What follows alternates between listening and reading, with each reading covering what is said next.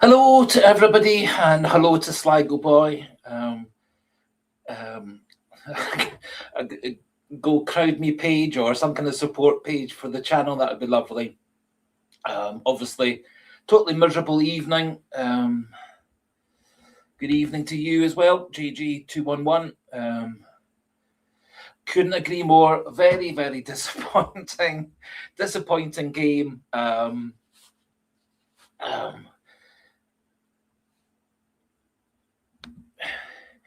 And again, Ronnie McNairney, these are all very much thoughts that I think we'll be getting around to. Kasper Schmeichel at fault, certainly, for a couple of the goals. He really poor effort for the first one, really poor effort for the third one. Probably could have done better for the second one. Fourth one, I don't think anybody's going to stop that one, but certainly the first, the third, definitely his fault. The second, second, he could have done better, but rotten marking by Liam Scales for the second one, letting his runner go. Rotten marking by Liam Scales for the fourth one, letting the player out-muscle him and get the ball in behind. So that actually didn't try it back for the last one. We didn't block the cross for the second one. We didn't prevent the ball going across the defence for the third one. Lots of mistakes by lots of people. So as happens to be the case with goalkeepers, you tend to be the one that gets a lot of the blame. If the defenders do a better job, Scales, Chinecki, etc., do a better job, that first goal doesn't happen. Again, messing about the back with by kicks, going short to Scales, back to Schmeichel, punted up the pitch, etc. So lots of errors all around, and a very, very disappointing evening, very disappointing all around. Extremely quiet Celtic Park, massive disruptions at the start of the game. Certainly O'Neill and some of the ex-players, Lennon and Petrov, certainly felt that had a very negative effect on the Celtic players at the start of the game, burning off all the adrenaline and all the energy that they had at the start of the game. Yes, my personal feeling is that there's been several games against Kilmarnock at the weekend. Both goals certainly the second goal against Kilmarnock at the weekend, he went for it with his right hand when he should have gone for it with his left hand. The left shoulder is the one that got injured last season against Portugal playing for Denmark. He struggled to get down with his left shoulder to save the first one, struggled to get down to make the save, two-handed save. Personally, if people have been watching my videos, I've been calling for Sinisalo to be the goalkeeper ever since Sinisalo got that game. Coming in, it must be in the cup match. He came in to replace Schmeichel for one game. I would have kept Sinisalo in goal ever since. I fully accept he's not been the Kasper Schmeichel that was Kasper Schmeichel last year. To be fair, I think he had a pretty decent spell in January through to February. He's had 2 or 3 games where he's not played very well. That coincided with his shoulder causing him more bother. He missed one game due to his shoulder. I thought Sinisalo did a fine job in that game. I fully accept what you're saying, Tone 70. When you look at the player valuations for the Stuttgart squad compared to the Celtic squad, the Stuttgart squad is 340 million euros worth of players. Celtic squad's 140 million worth of euros of players. Celtic's got the most expensive, best quality squad in Scotland, so our players are very highly valued for Scottish football, but we're dwarfed by the fourth best team in Germany.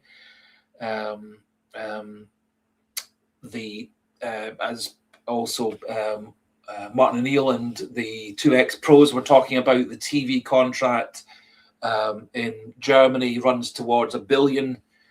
euros a year. Celtic's the Scottish one is 40 million pounds per year. So the German contract massively dwarfs the Scottish contract.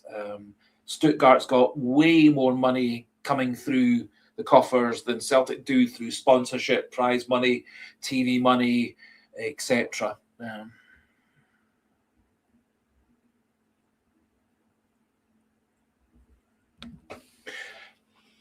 I don't think Kasper Schmeichel's any heavier than he was last season. I think his shoulder is definitely bothering him. I think that's pretty clear from the way that he's struggling to come for balls, struggling to save the ball, struggling to dive onto his left shoulder. A couple of times in training, he's wearing sort of a fleece body armor jacket kind of thing underneath his goalkeeping tops and tracksuits and stuff. So I don't think he's actually gained any weight. But I think his shoulder's really bothering him. And personally, I think O'Neill should have given him a rest for a few weeks ago and let Sinisalo be the number one goalkeeper. Brendan Rodgers made a mistake, I thought, at the end of last season, rushing Schmeichel back into the side. That cost us the cup final, where again Schmeichel's handling and diving was poor. Yes, I totally agree. Pep Rex, I think Sinisalo should be playing. Sinisalo should be playing. The only people that really seem to disagree with Schmeichel, not Schmeichel being the starter rather than Sinisalo being the starter, seems to be some of the Celtic fan sites, but primarily Martin O'Neill and Stevie Woods, the goalkeeping coach. I guess Martin O'Neill has to take quite a lot of credit or belief or whatever credence to what Stevie Woods, the goalkeeping coach, is saying. So I guess that Stevie Woods is trying to reassure O'Neill that Schmeichel's good enough to play. It doesn't look like he's anywhere near as good a goalkeeper as he was last season. I think he had a few good games in January. So he made some really good saves in January. He was very important in our win against Falkirk. He made a couple of great saves in that game. He's made a few good saves in the league matches. But the last 3 or 4 games, I think, Schmeichel's been a big disappointment, both in Scottish football and in European football. And I think probably tonight was his worst game in a long time, maybe his worst game since the Braga game last autumn.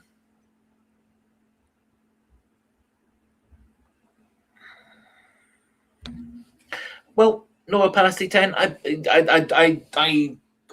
in terms of the performance tonight, it was very, very disappointing. However, we have fought back and won 3 games in a row with last-minute goals, which I think shows very good team spirit. Shows that in the case of Adamu and the case of Arojo, that they when the chips were down, they scored the goal. They were calm enough to take that vital chance late in the game. I think battling on to the final whistle is a sign of a good team. I think Celtic are struggling, particularly in midfield. I thought, again, Paulo Bernardo, Callum McGregor, really poor. Rio Atati didn't really add anything. Luke McCowan didn't really add anything. Dijsselmeida was atrocious. Yang made a big difference when he came on, although his final ball, as always, wasn't very good. Chinecki got tons of ball, but nothing really dangerous in terms of crosses and passes and shots. Well, Paul Maguire, I fully respect your opinion. However, I think Celtic are still the favourites for the league and favourites for the cup. I know we do have to go away from home against Rangers. I don't think Rangers are especially strong. I don't think Rangers have got a particularly strong defence. I think if we defend well against Rangers, I don't think they're going to trouble us. I think we can fully exploit the Rangers back 3, back 4, back 5, whatever they play. I'd be looking for some form of fight, and in midfield with McGregor, maybe he can get himself fired up for the Rangers match. I thought again tonight he was very quiet, didn't lead the team, didn't get the team fired up when we went 1 goal down, didn't get the team fired up when we went 2-1 down. I thought he was rather quiet. It disappointed me also that Liam Scales was the first one out to do an interview rather than the captain, Cal McGregor, although to give him credit, he did come out a bit later. So, I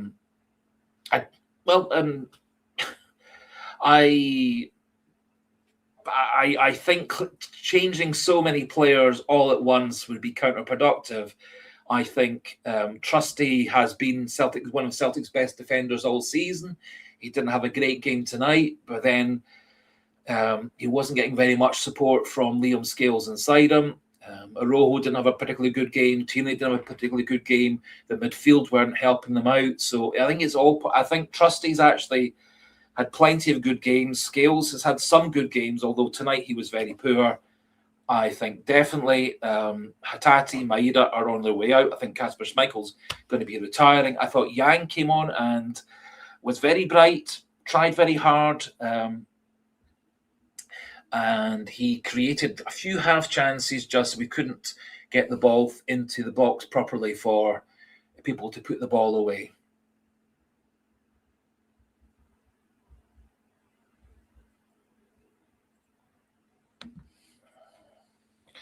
Well, as we discussed a wee bit earlier on previous live stream, Bodo Glimt.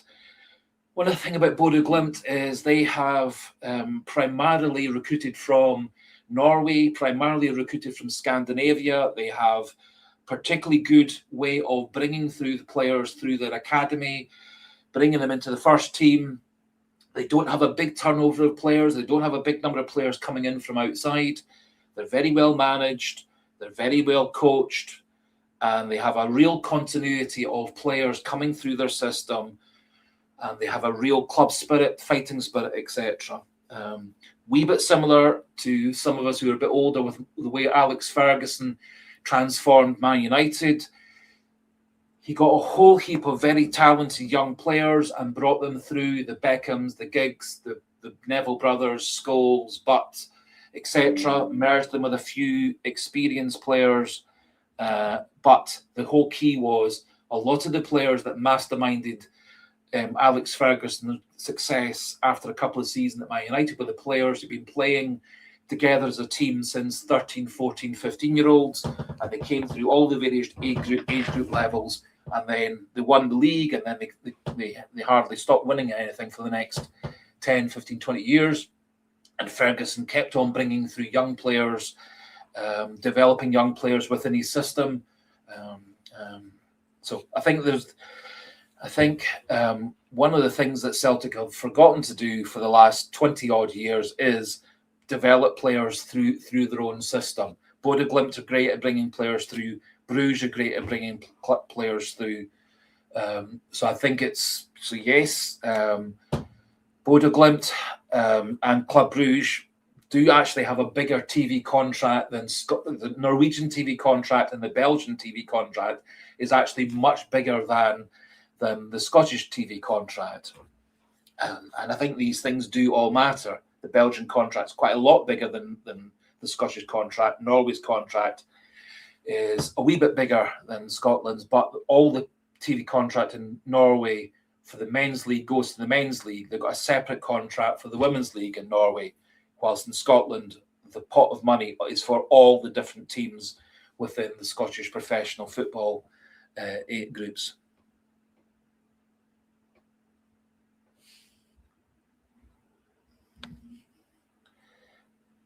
Fair enough, Paul Boy. I can only give my opinion. You've got a different opinion.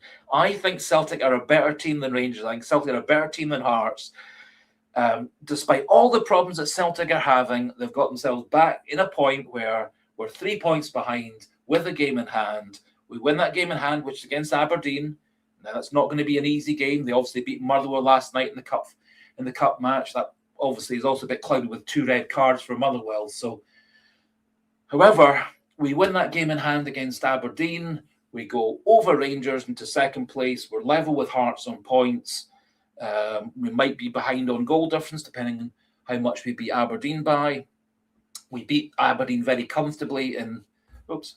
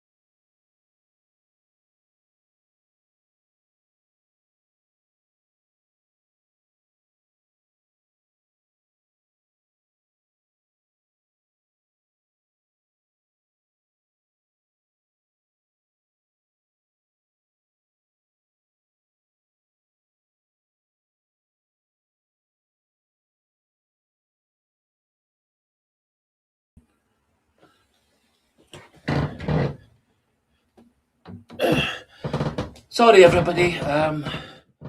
The camera went on the blink. Sorry.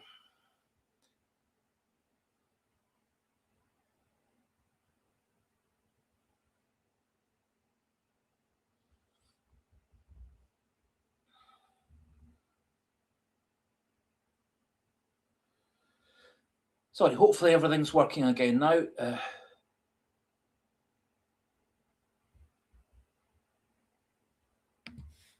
Yes, green for goat. Celtic have this season lost to Rangers. So we drew a terrible game at the start of the season, 0-0. Then we beat them in the cup semi-final. I thought Celtic played Rangers off the pitch. Yes, Rangers got themselves back into the game. However, Celtic were fully in control of that game whole way through. Dodgy penalty kick got Rangers back level. We came through in extra time. First half against Rangers at Celtic Park, we could have and should have been 3, 4, 5 goals up. We had so many chances in the first half of that game, and then we completely capitulated in the second half, completely lost control of midfield. The players seemed to lose all confidence as soon as Rangers got that second goal. Some poor goalkeeping by Kasper Schmeichel, some poor defending by Trusty and Scales and Ralston and Tierney and so on.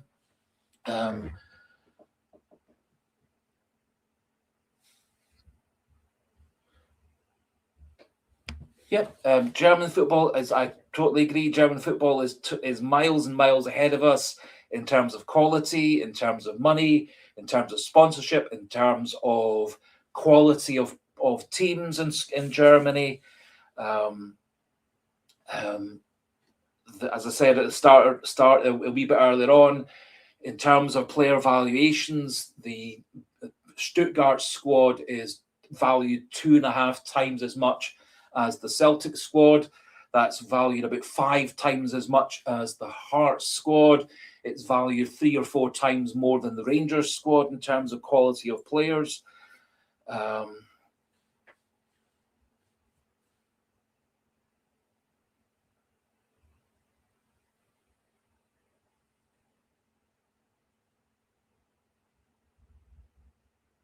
Yes, so Wilfred Nancy's football created a lot of chances. Unfortunately, Johnny Kenny, Dyson Maida missed a heck of a lot of chances. The midfielders, McGregor, Nygren, Chinyecki, Yang, Forrest, etc., didn't step up by scoring goals either. So it's multifactorial. And yes, Kasper Schmeichel made lots of mistakes today. However, our defenders didn't defend very well, particularly Liam Scales didn't mark his player for the second goal and the fourth goal. We defended rather poorly down both sides. Tons of space out on our left, their right wing. They kept on exploiting. We were a wee bit stronger on the wing with Arojo and Trusty defending, but we were massively open down the side of Tierney and Scales. So lots of fault all over the pitch. But Stuttgart's players are considerably better than ours. In terms of quality of football, they play high quality of football week in, week out. Yes, I said that right at the start. Maybe you weren't on the live stream right at the start, but I did say Kasper Schmeichel is not diving for shots very well. He was at fault for the first goal. He was at fault for the third goal. Could have maybe done better for the second goal. However, if the defenders defend, the ball shouldn't be getting to Kasper Schmeichel for him to making saves. But he failed to make 2 or 3 pretty easy saves. First goal and third goal today.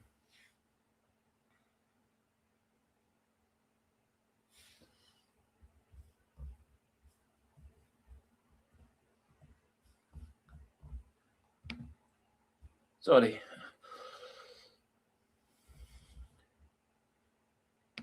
Yes. Totally agree. Kasper Schmeichel's goalkeeping was poor tonight. And again, recurring theme, we needed a heck of a lot more passion and aggression. There didn't seem to be anybody on the pitch leading the team, firing the team up. You can certainly, I can envisage in the old days, players like Lambert and Lennon and Mialbi going around getting everybody fired up. Chris Sutton getting everyone fired up. You can certainly think about people like Scott Brown in particular, really getting people fired up. Nobody seemed to be switched on, fired up, showing any passion, showing any great desire to play tonight. They got played off the pitch by Stuttgart. Very few Celtic players, I thought, had anything other than an average game. Lots of players seemed completely switched off. I thought McGregor was really poor tonight. Paulo Bernardo was really poor tonight. Maida was really poor tonight. Scales was really poor tonight. Schmeichel was really poor tonight. I think some of the players tried hard, like Chinecki, Travanchara, Tierney, Trusty, except the fact that so many other players weren't doing very well.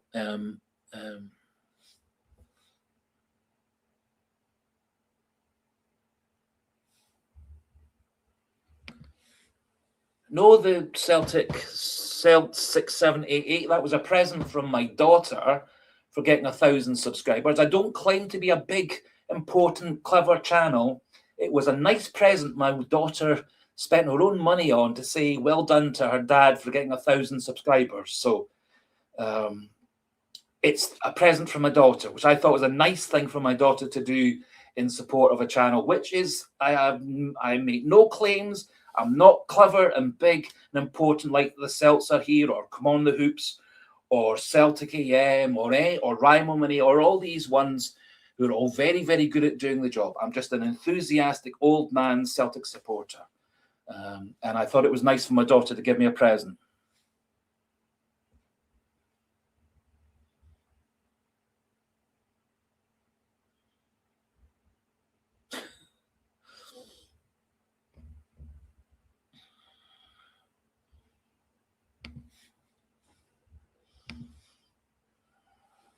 Yes, I don't claim to be anything other than a supporter for 50-something years. I don't claim any expertise more than anybody else. I just and what I've tried to do with my live stream is to give people who maybe don't get on other channels in the comment sections or get their comments put up on the live streams, because with quite a lot of the other ones, it tends to be the mates of the people, or the people who actually spend money to get their comments put up. They get put up. Everybody gets a fair chance on this channel to make their comments. So thank you to Sligo Boys. Thank you to everybody who puts up their comments.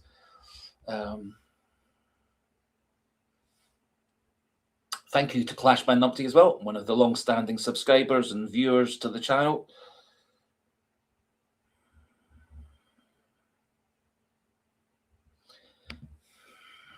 It's a really good point, David Stocker. Now, what I'm really, really hoping for is that Celtic have somebody lined up already to come in at the end of the season. And whoever that manager is, they're waiting for his season to finish before they officially appoint him. So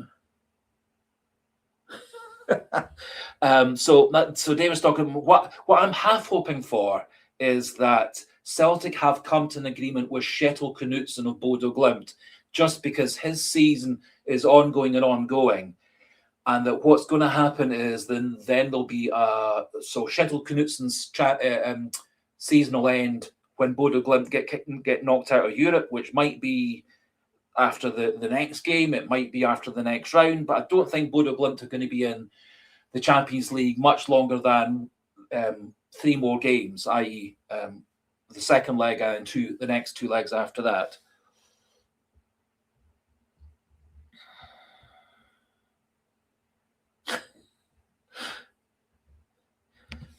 Thank you, Big Dom. Yes, well, no. I have to admit that some of the other ones, such as the Celts are here guy Quinny, he's got coaching badges, he's got super duper software, he's got super duper analytical things. I actually do quite like watching his channels because he does throw up very interesting analysis of games. So thank you for that, though. I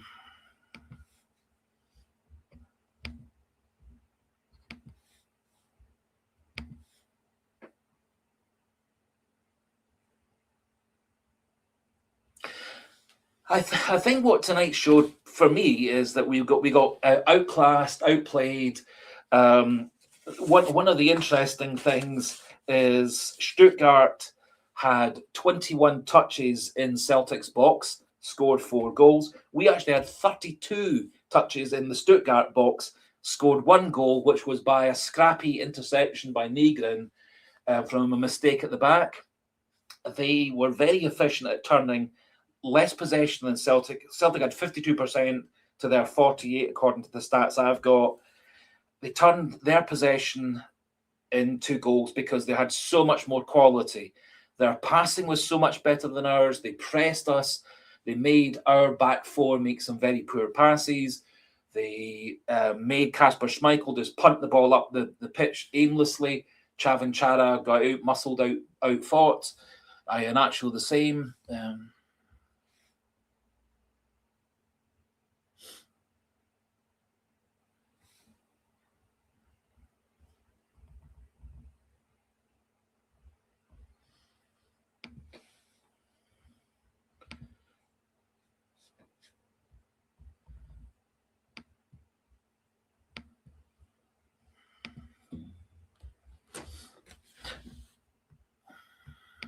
Sorry. Someone made a point about whether Kjetil Knutsen would come to the club. I don't know. What I do know is at a similar juncture in Bodo Glimt's history, Kjetil Knutsen went to manage Bodo Glimt. So when he took over at Bodo Glimt, they had been up and down between the first division and the second division in Norway for years and years and years. He came in, his first season at Bodo Glimt, he was 11th in the league. So the team got promoted. They were 11th in the league in his first season. And then after that, his way of managing, his way of recruiting players, transferring players, etc., really came through. So he came into Bodo Glimt at a very bad time in Bodo Glimt's history. They were yo-yoing between the first division and the second division.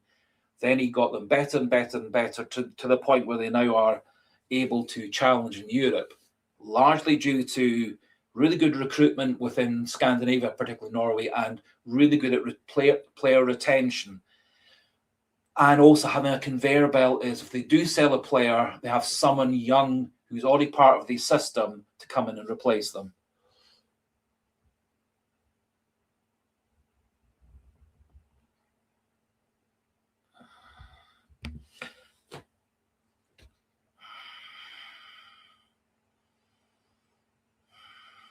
I think, well, Lauren, you've got every right to your opinion.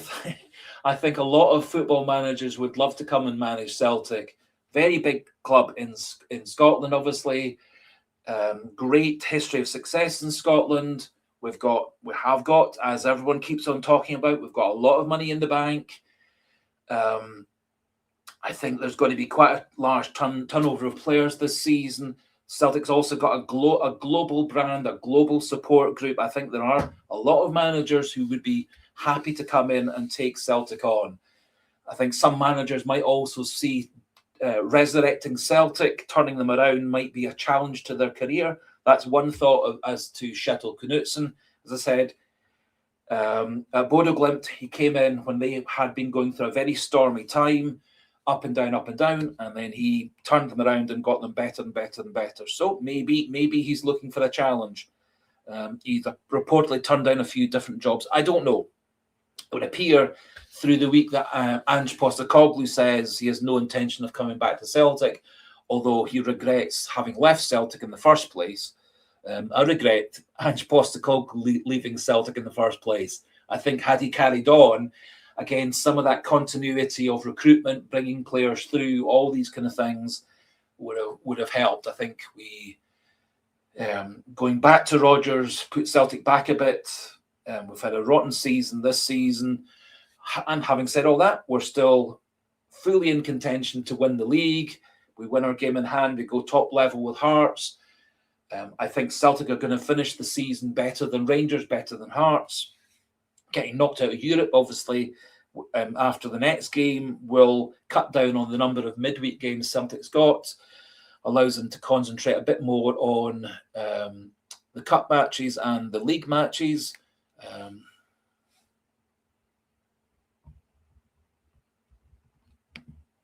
I can certainly see Robbie Keane, and he's not everyone's cup of tea. There are a lot of folk who have taken against Robbie Keane because he managed in Israel, and everyone's entitled to their opinion. I think Robbie Keane has had success in Israel football, has had success in Hungarian football. That's transitioned to success in European football.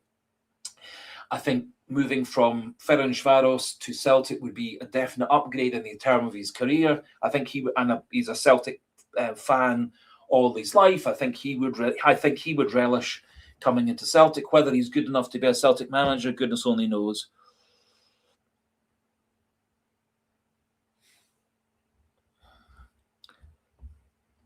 Well, someone was making a point, a comment right this early on about what I thought about the protest, the balls being thrown onto the pitch. I think personally, and I'd love to hear what other people say because this is just my own personal opinion. I think that kind of thing just kills all possible momentum. A big, noisy, cheering crowd, 100% behind Celtic, really intimidates other players. That's kind of what Neil Lennon, Stilian Petrov were saying to the presenter on TNT Sports. It's kind of what Martin O'Neill was saying in his post-match interview. I think throwing the balls on after 30 seconds just kills all the momentum. The players go cold. The players, I would guess, would have been really fired up by Maloney and Fotheringham and O'Neill in the dressing room before they came out.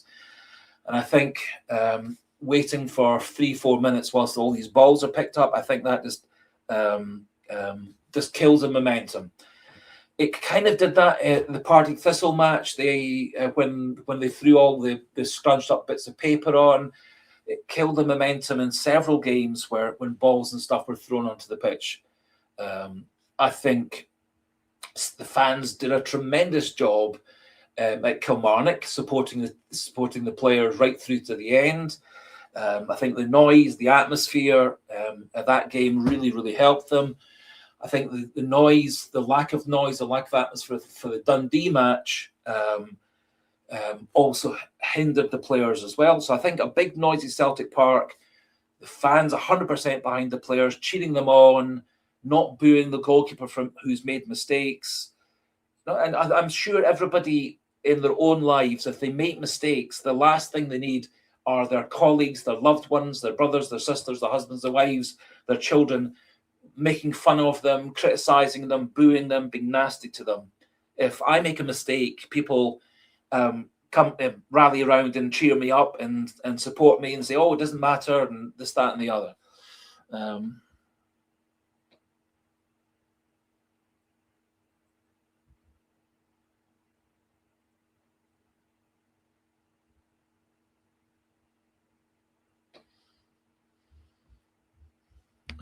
Yeah, so it's my own personal opinion, but obviously everybody's got the right to protest.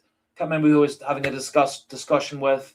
I think people have every right to protest. I just wish the protests were before the game starts and after the game finishes, rather than during the game with negative chants, negative banners, throwing balls on the pitch.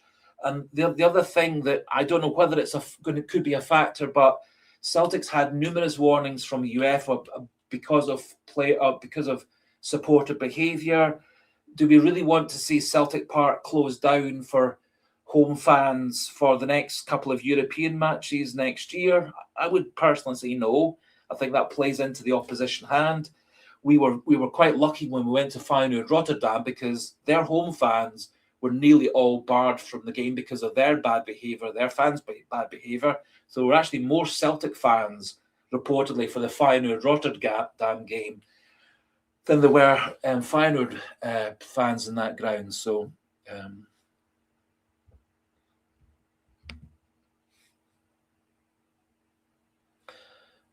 yes, Big Dom, I think there's quite a strong strong support for two particular people.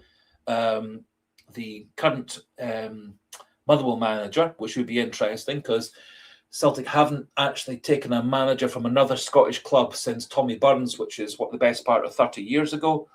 And the other person, the other person who seems to be getting a lot of credit and promotion, I think he's currently the bookies' favourite, is Roberto Martinez. That obviously dovetails really nicely with Sean Maloney being the current assistant manager effectively at Celtic Park.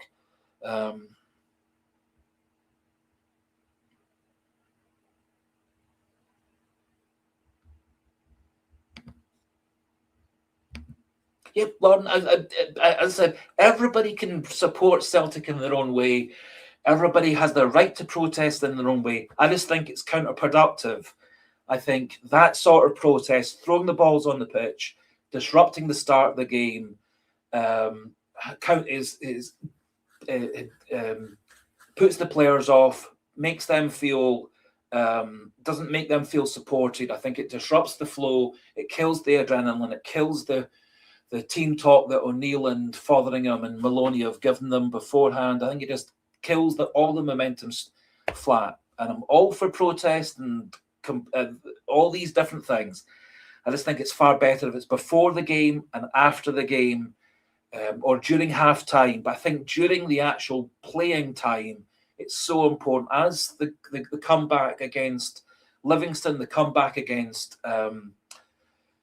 Dundee, the comeback against Kilmarnock just a few days ago proves if the support gets behind the players, or the first Kilmarnock game when Ian actually got the penalty in added time, I think it's so important if the players feel supported and they're getting cheered on, it helps them redouble their efforts to win games in the dying minutes. And that was much the case under Ange Postecoglou. The support kept on supporting Celtic from minute one to the last minute. And Celtic won a lot of games under Ange Postecoglou with goals in the last 5 minutes or in the few minutes of added time.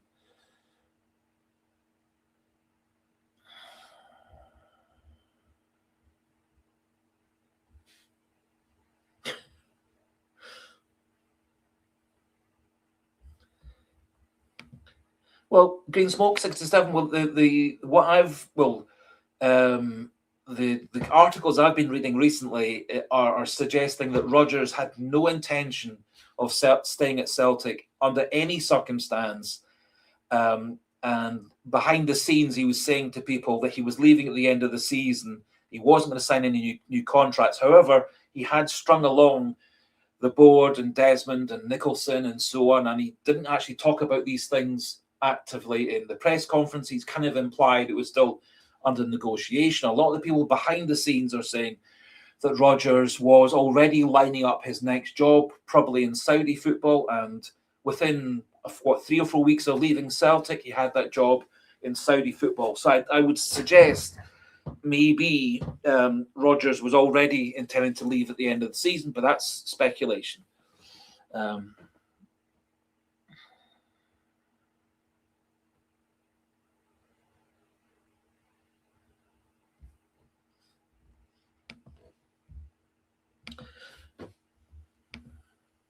Yes, Green Smoke, I totally agree. I think that part of the problem is that I think Dermot Desmond thought he had a friendship, personal relationship with Brendan Rodgers. I think he thought because they did have summer holidays together, golf together, went to visit each other's holiday houses in Spain, etc.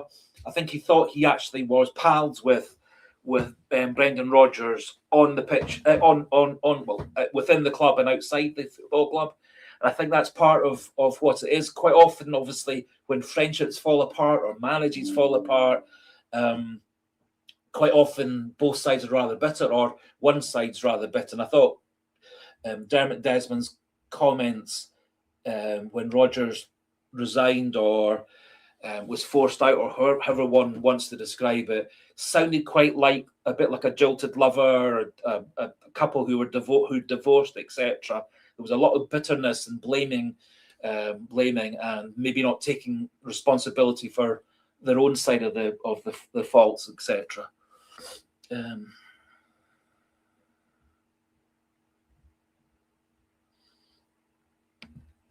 Well, if the stories are to be believed, during the summer, Dermot Desmond, Michael Nicholson, Peter Lawwell all met up for a golfing holiday at Rodgers' Spanish villa. They discussed contracts. Rodgers was given a new 3-year contract at a higher pay level than he already was on.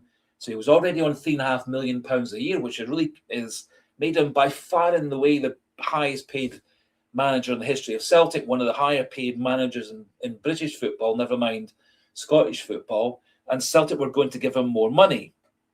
But Rodgers said he wasn't willing to sign a contract at that time, and the suggestion was that he was looking to move to Saudi football, where he's getting somewhere like 10 or 11 million pounds a year for his contract. And that job in Saudi seemed to come through very, very quickly after he left Celtic. So maybe his agent was looking at a new job from already, much like the way Ange Postecoglou's agent had the Spurs job lined up for a couple of months before Postecoglou actually left us officially at the end of his second season.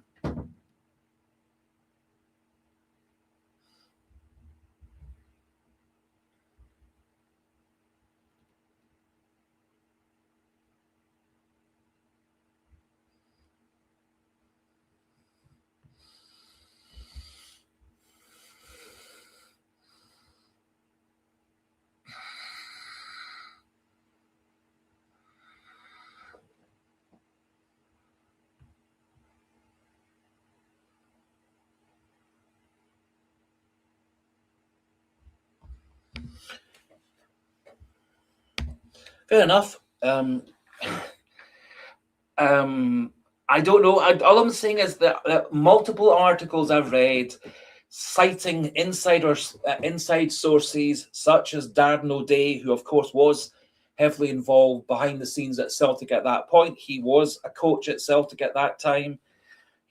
He would have been party as one of Rodgers' coaches to Rodgers' own private conversations. He did say in his interview or his piece for the article that he shouldn't probably be saying this. So I don't know. None of us know actually what is being said or not being said behind the scenes. One of the good things is, for me, is Brendan Rodgers has kept his mouth shut. I think that's probably the best thing. Allows a clean break. He can move on. He's moved on to Saudi football. He's done, as far as I can see, quite well in Saudi football. Certainly to start with.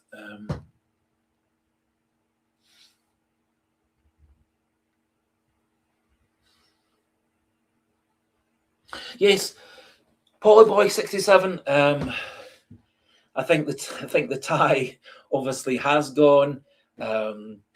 What I said to someone earlier on was I thought if Celtic were level or even one goal behind, much like it was when we went to Bayern Munich around about this time last year, I think the tie could still have been viable, but 4-1 down, but particularly how awful that performance was.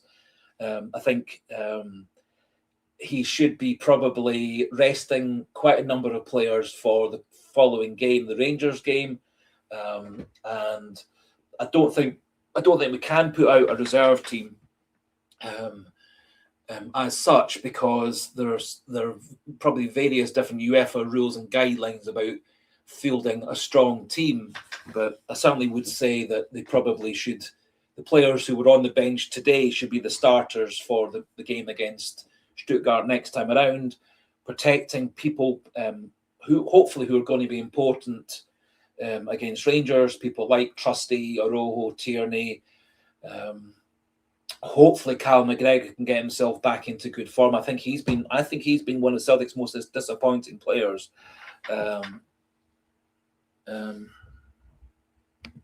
So Greensmoke, if that was my take from reading the O'Day interview. He said something along the lines of he probably shouldn't be saying this because in essence it was insider gossip, insider stories, but maybe it's not true. Maybe he didn't like Brendan Rodgers. Maybe he's saying things to get back at Brendan Rodgers. They don't know. Yes, I think Typhoon McFlurry is something a lot of us were saying right at the start.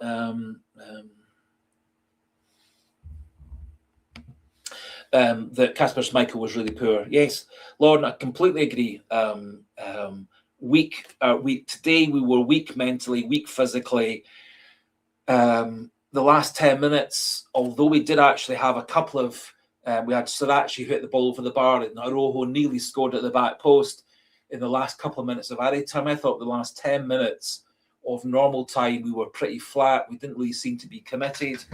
Complete contrast to how we kept on fighting to the whistle against Dundee, St Mirren with the 1-goal win, the Livingston game, the Kilmarnock game, the previous Kilmarnock game when we won with a added time penalty.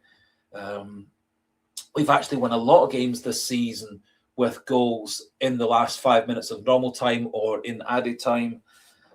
So I think today, couldn't agree more, we were awful physically, awful mentally. We looked like we had no energy. We looked like we had no fire in our belly. We looked like we had no fight. And I think Maloney and O'Neill and Fotheringham have got a hard job to turn things around and get them all fired up for the Hibs game on Sunday. For me, the obvious change is replacing Kasper Schmeichel. I think we need to try and find a way of getting Callum McGregor back to the way that Callum McGregor used to be. I think Dyson Miney needs a couple of games at least on the bench. I think Yang at least looked like he was trying. He made several good runs. He got himself in the box.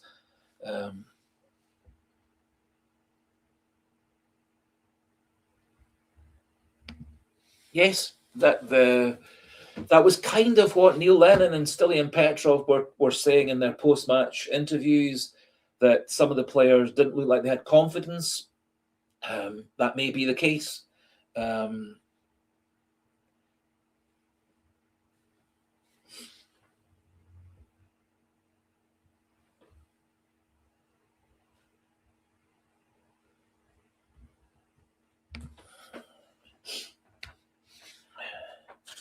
Well, it's actually, to be fair, an awful long time since ago that Celtic were a real powerhouse in football. It's really just about the time I was born in 67, and the next 5 years or so, we've not actually really been a powerhouse in European football for a heck of a long time. We did get to the UEFA Cup final 23 years ago.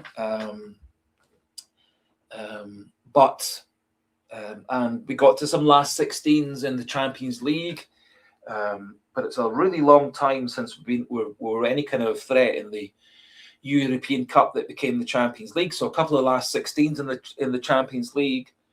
We did get all the way to the final of the UEFA Cup in 2002-03, but it's a long time since we've been a powerhouse, and part of that really is due to the fact that Scottish football now is a backwater. We don't have a big TV contract. We don't have a big amount of money coming in through prize money. We don't have prestigious players coming in anymore.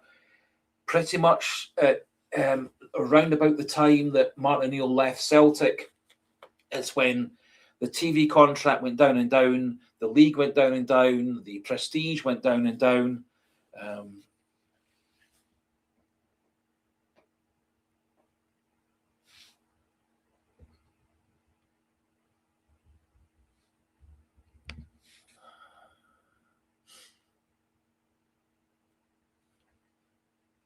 Yep, I think that's a really good combination of players.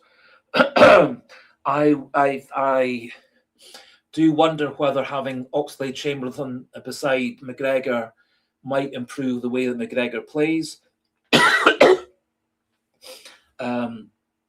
think one of the problems that Celtic have got at the moment, this is just my opinion, is that far too much is going through Callum McGregor. So quite often, rather than getting the ball further and further forward, we often knock a ball back with Tierney, Arojo, Trusty, Scales into Callum McGregor, which sometimes kills the whole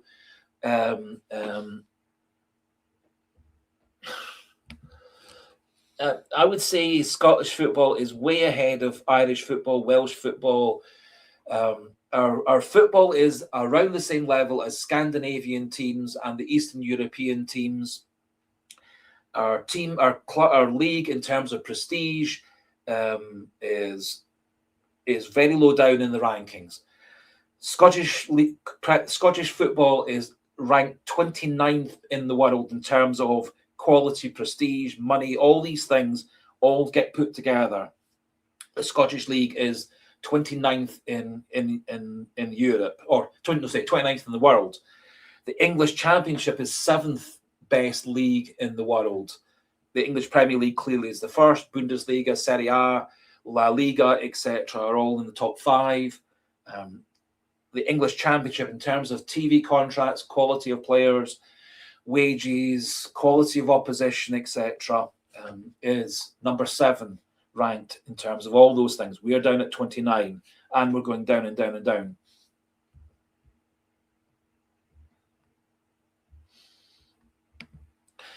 We've, as I said, Bodo Glimt is like with virtually every rule in the world, there are exceptions to the rule.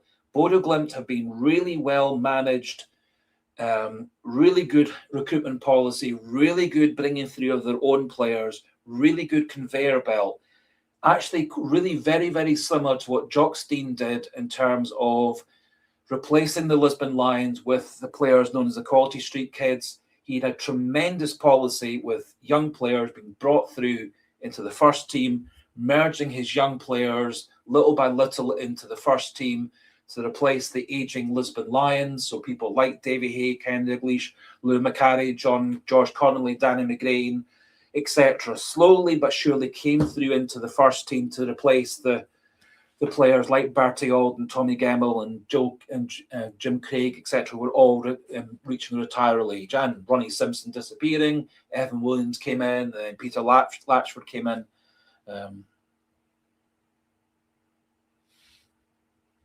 So where Celtic are failing, and clubs like Bruges and particularly Bodo Glimt, very good at recruiting and developing players from Norway and Scandinavia, and having a conveyor belt of continually being able to replace players who are fully used to the system that they're playing, and gradually merging those younger players in with the older players, and then those younger players become the more experienced players, and it goes on and on and on. Celtic haven't done that for such a long time.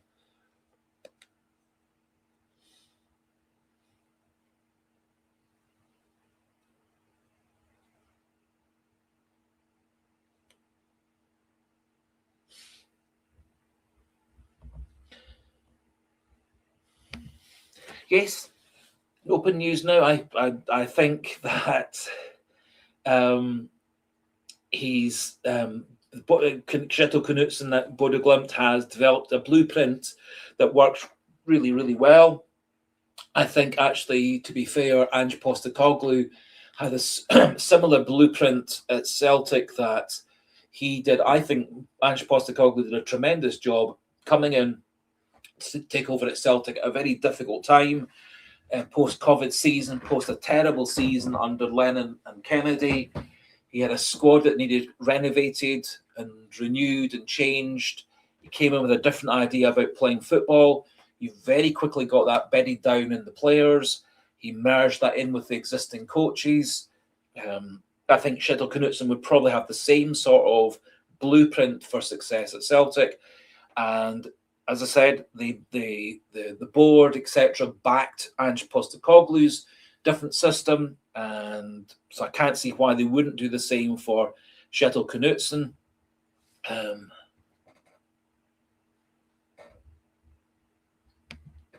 I would say Wyoming CSC. I think Celtic probably last season punched about the weight that they probably should be aiming for. Top 24 in Europe, knocked out by a stronger team in the first knockout phase. We've had, for a variety of reasons, a disappointing season. A lot of the players who played particularly well last season have played poorly this season. Hatate, Maeda, McGregor, Schmeichel, 3 big examples of players who were major factors last season who've been really disappointing this season. So, yes. Now, I totally agree, a 5-year plan. And coming back to Kjetil Knutsen at Bodo Glimt, he had a 5-year plan. His first season at Bodo Glimt, they came 11th. Would we be willing to accept Celtic coming 9th, 10th in the league? No, we always demand Celtic to win the league, which is perfectly reasonable. But Kjetil Knutsen was allowed a season of just keeping his team up by the skin of their nose, or the skin of their teeth, and then his system really started to gear in, and I think a key factor in this. A key factor in the 5-year plan is installing a really good system of taking young, talented players from our academy and getting them into the first team. And that's something we haven't done for such a long time. We've lost far too many young players. We've produced quite a lot of players who've reached Scottish under-21 level, European country under-21 level, and then very, very few of them. Colby Donovan's probably the only one of recent times who's been a really talented young player who's moved into first-team squad. Lots and lots of other ones have just disappeared off, either being sold, like Rocco Vata, Daniel Kelly, Cumming, Ben Gannon-Doak a few years before.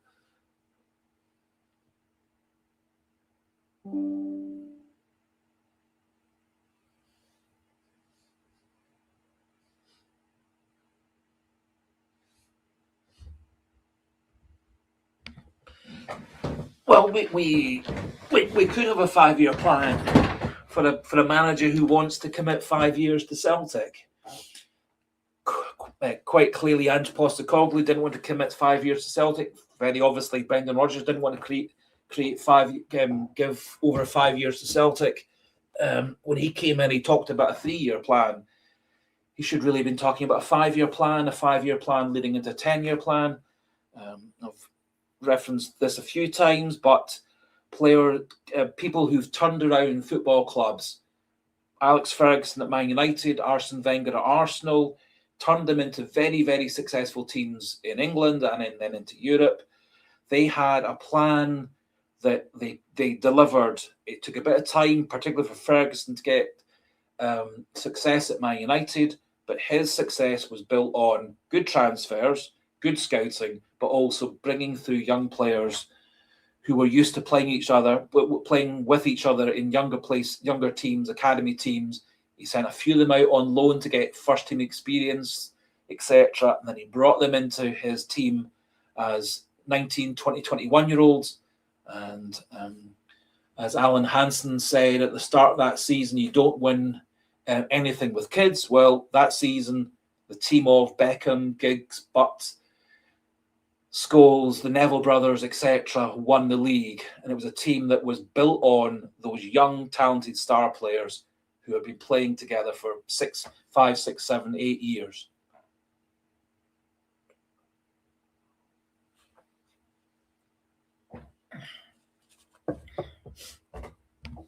Yes.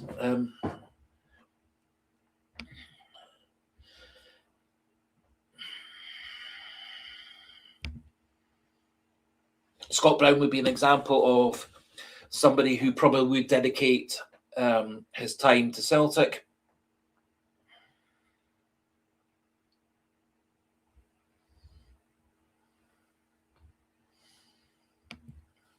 Well, they make a good point, JJ2211. But this could be an example of the chicken and the egg. Is it the board dictates the policy that the manager puts in place, or is it the manager who dictates the policy that the board then put in place? As I said, we keep on going back to the really good system at Bodo Glimt, the really good system at Bruges. Both those clubs Both those clubs invested in the future. Bruges have got a really good scouting network. They develop young players, they bring them into the first team, they sell them on, but they have more players to keep on replacing them who are used to the system. Say Bodo Glimt primarily use Norwegian players and Scandinavian players. They don't buy an awful lot of foreign players, and they have a conveyor belt to keep the team going further and further forward.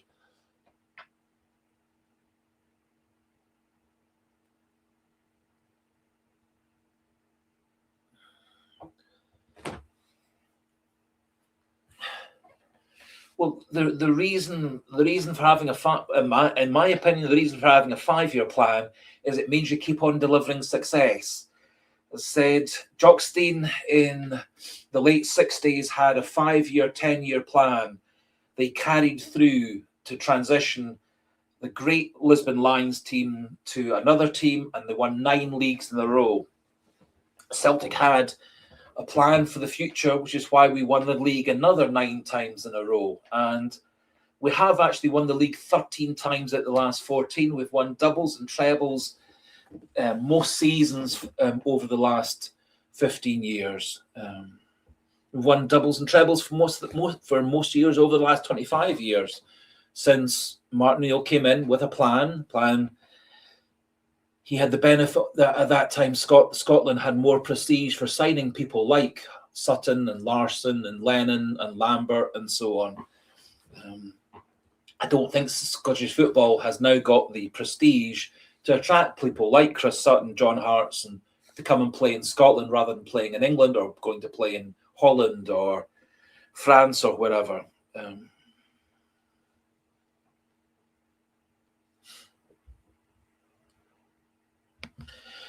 And that's and you make a really excellent point there, JJ 211. Part of the 5-year plan might be the continuity of keeping the team going on that 5-year plan. So the manager who comes in to replace the first manager continues that five-year plan. And an example of that is Roma. Roma have had a couple of changes of manager, but they've continued their system. Bruges are another team who've changed their manager, but continued their system.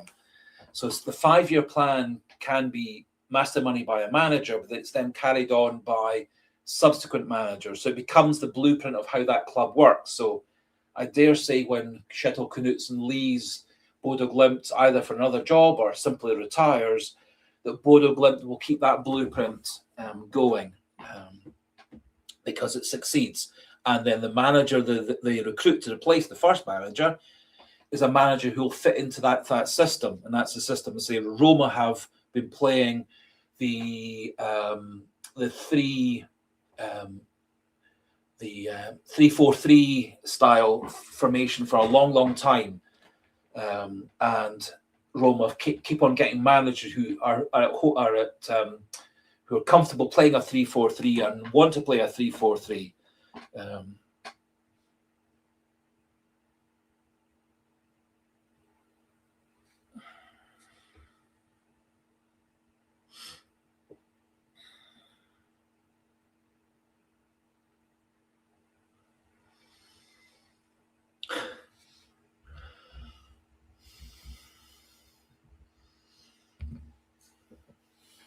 Well, I would accept that for some of those years, Rangers weren't a dominant side. For some of those years, Rangers weren't even actually in the top division. I think the team that Steven Gerrard developed over some unsuccessful seasons at Rangers became a good team. As someone was pointing out, that Rangers side that Steven Gerrard had created, that Giovanni van Bronckhorst carried on, got all its way to the European final. The team that Felipe Colamonti inherited from Giovanni van Bronckhorst, he got them to last 8 of the Europa League. So I think the Rangers side, for a number of those years, wasn't very good at all. But I think the side that Steven Gerrard created, that was passed on to Giovanni van Bronckhorst, was passed on to Felipe Clement. I think that was a really decent Rangers side. they got themselves into bigger and financial problems, and for that reason, they've had to massively downscale their whole operation. And I think Celtic's players currently are better than Rangers players, better than Hearts' players, but some of them aren't showing that, and that's for me is why this season has been such a big disappointment. Is the players like McGregor, Hatate, Maeda, Schmeichel aren't delivering week in, week out. And the backup players who are coming in to replace them aren't stepping up to the same high levels. I think some of the players that Celtic have brought in have been good additions to the team. Tierney, I think, has been a good addition to the team. I think Negan's been a good addition to the team. Chinek has been a good addition to the team. I think Arojo has been a really good addition in the right back place. I think Chavan Chara is showing a lot of good signs. I think Oxlade-Chamberlain is going to be a big player and a good player for Celtic for the duration of the season. It looks like Oxlade-Chamberlain is keen to stay at Celtic for a year or two. If we're happy to accept Callum McGregor at 32 and James Forrest at 34. Oxlade-Chamberlain's 32 at the moment. He's younger than Callum McGregor. He's 2 years younger than James Forrest. So there's no real reason why Oxlade-Chamberlain couldn't be a big player for Celtic for another couple of seasons. We've had some players come in towards the end of their career. Aaron Moy being a good example under Ange Postecoglou, who really delivered. We had some other players like Paul Lambert came into Celtic towards the end of his career. He delivered really well for Celtic. So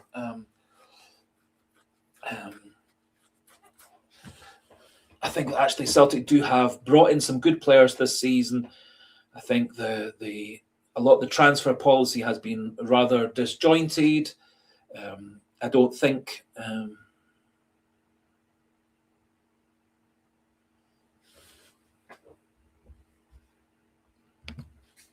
well, yes, so we've got a player who's ex-Sheffield United and a player who's ex-Shamrock Rovers, but both of them are actually current internationals after all. And Trusty and Scales have actually been good players for us for the last couple of seasons. They defended very well in many games this season and last season. Austin Trusty was a Sheffield United player, but previously he'd been an Arsenal player. And if but players can come from really small clubs and be big important players. I know it's a different time, but players like Jimmy Johnston and Billy McNeil and Kenny Dalglish and all these other players came from junior club football and from small clubs. You don't have to come from a superstar big club to be a superstar great player. Scotland's current left back, one of the best left backs in the world, maybe not so much the last season or two, but Andy Robertson started at Celtic as a boy, then he went to Queen's Park, Dundee United, Hull, then to Liverpool. So you could say Liverpool's left back in their best recent years was just a Queen's Park player. Well, you have to start somewhere, and lots of players do go backwards before they start going forwards again.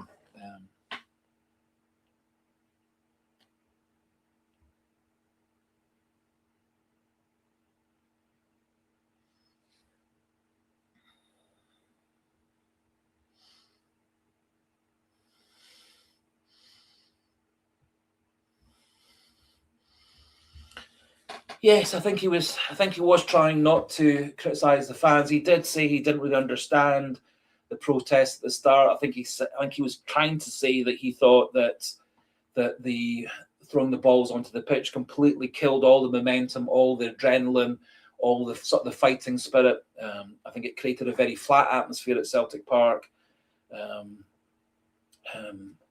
So I think that's what he was trying to say. He was trying not to. But I think all these things are moot points. I think Celtic's players just didn't turn up tonight. And there's been several games over the last 18 months, or actually 12 months really, where Celtic haven't really turned up.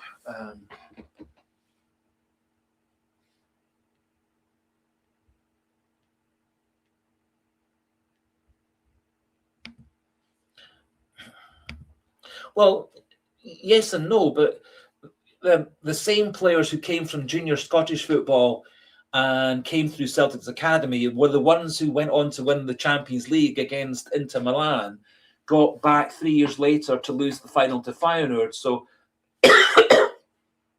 yes, it's not £1 million players, but the players that were playing for Inter Milan were world-class players, and it was 10 men born in and around Glasgow and one from Saltcoats who won that in the European Cup in '67 for Celtic, and then got back 3 years later to lose to Feyenoord, beating the English champions Leeds. So, yes, you can come from small clubs. Well, you can come from a small club and be a big superstar player. Lots of players come from smaller clubs, then they go to bigger clubs and then move on, yes. So Virgil van Dijk came from a relatively small Dutch club, came to Celtic, improved himself at Celtic, got sold to Southampton, improved himself at Southampton, then he got sold to Liverpool. So Virgil van Dijk started at a relatively small Dutch club, and he worked his way up to being one of the best centre-backs in the whole of football.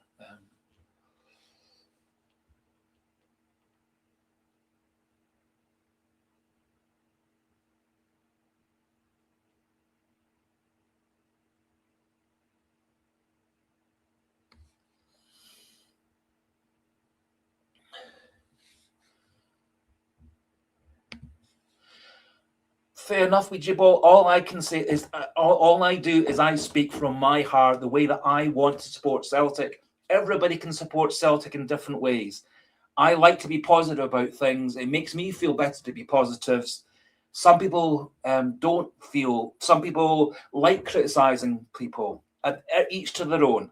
I believe in the glass half full rather than the glass half empty. But everybody can support Celtic. They can voice their opinions. That's the whole point of these live streams, is everybody gets a chance to have their opinion.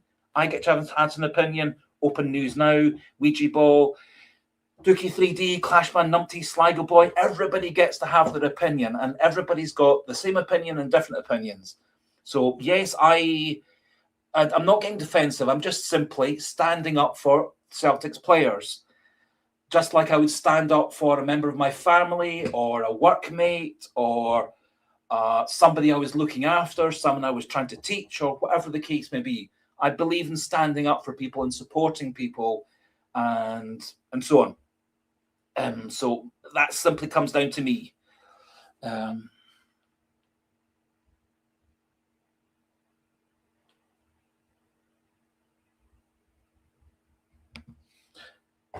Yeah, so that's all. I'm a supporter. I support Celtic. That's how I support Celtic.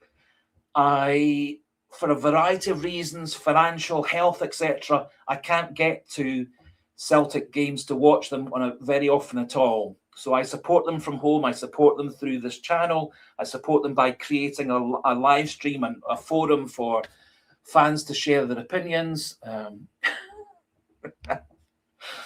And Sligo Boys support Celtic through the power of dance. So everybody can support Celtic how they want. So if you want to support Celtic by criticising them, that's fine.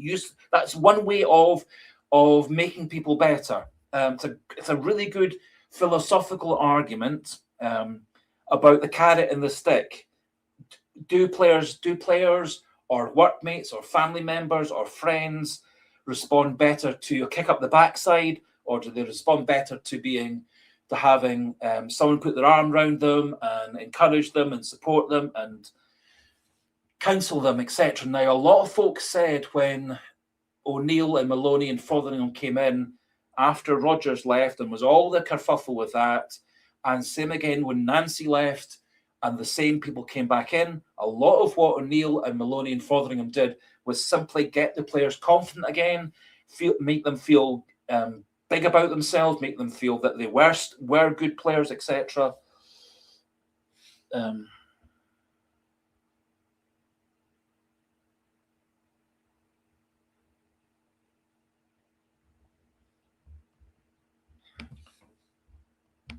Well,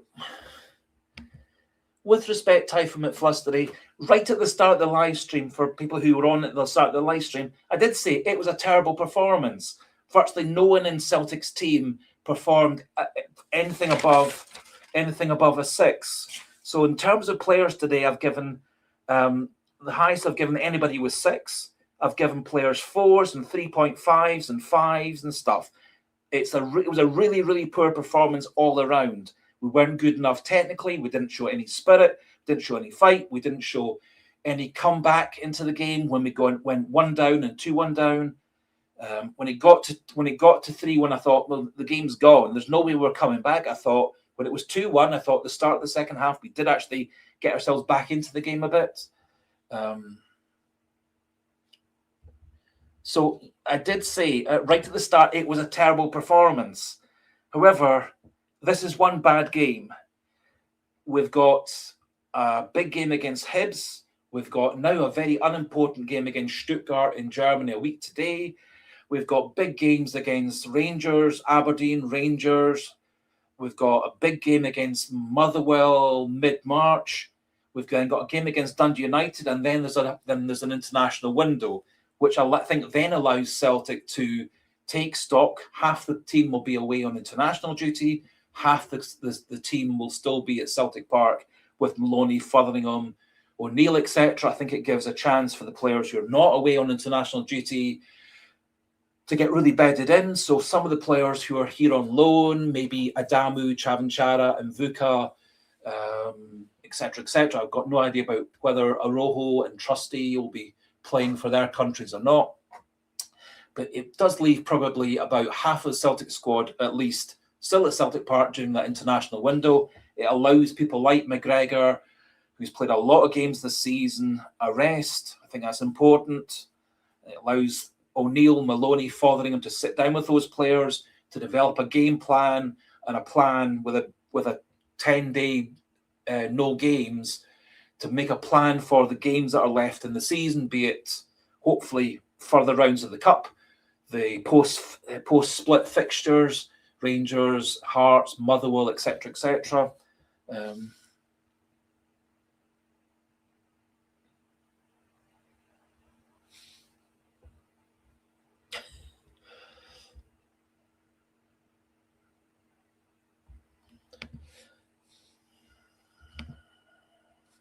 I would be massively surprised if Celtic don't get. For one thing, I don't think O'Neill will put out the strongest possible Celtic 11 for the game against Stuttgart in Germany. I think he'll put out half the team will be first teamers, half the team will be the backup players. I think it may be, if O'Neill and Maloney get the players properly motivated, it may be they can convince players like Yang and McCowan and Paulo Bernardo that there's a definite chance they've got a chance to be in Celtic's team for the rest of the season if they perform well. I think that may be a factor with us, with Viljami Sinisalo. I think he knows he's not going to be Celtic's number one goalkeeper as long as Schmeichel's still at the club. I think he definitely should be now, because I don't think Schmeichel's shoulder is up to playing 2 games a week.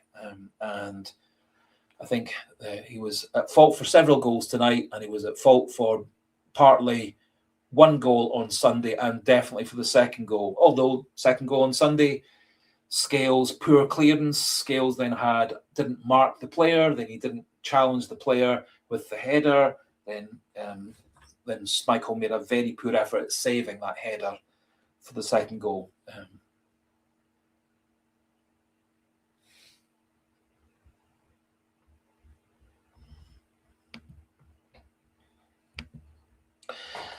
See, I fully get where you're coming from, but I think Celtic's performance against St Johnstone, where we lost 1-0, in many ways was worse than the performance tonight, except St Johnstone's players weren't good enough to beat us 4-1. They were only good enough to beat us 1-0 that day.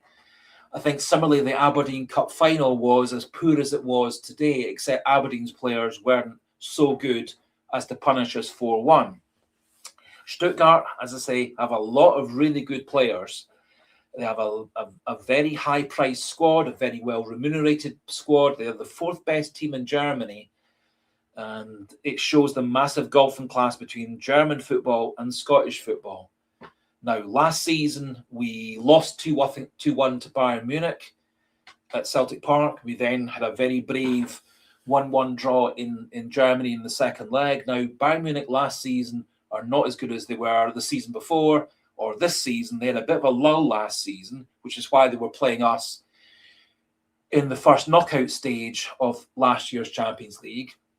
Rather than straight qualifying in the top 8, they were down in the lower reaches of the Champions League last season because they didn't have a particularly good season to start with last season. A bit like Real Madrid didn't have a particularly good start to the season last year. Man City were right down in the lower reaches of that as well. All three of those clubs have very much come back again this season.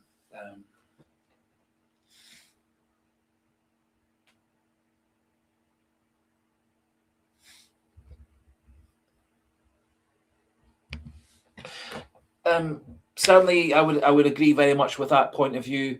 I don't think booing any player is helpful to their confidence, to their spirit.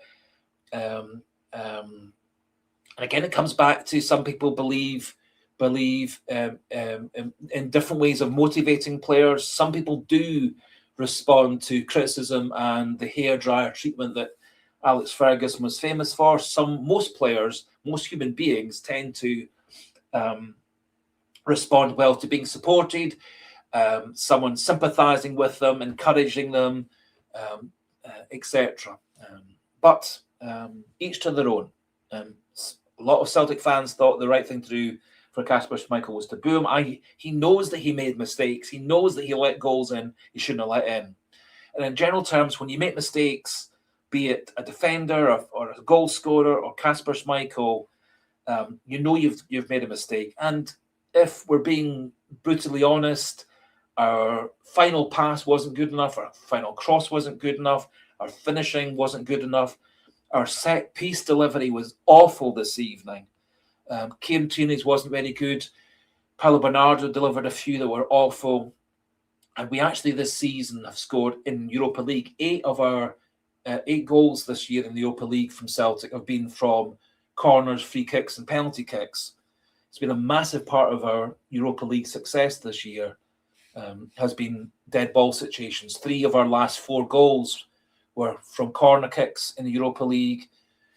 The other one was a penalty kick.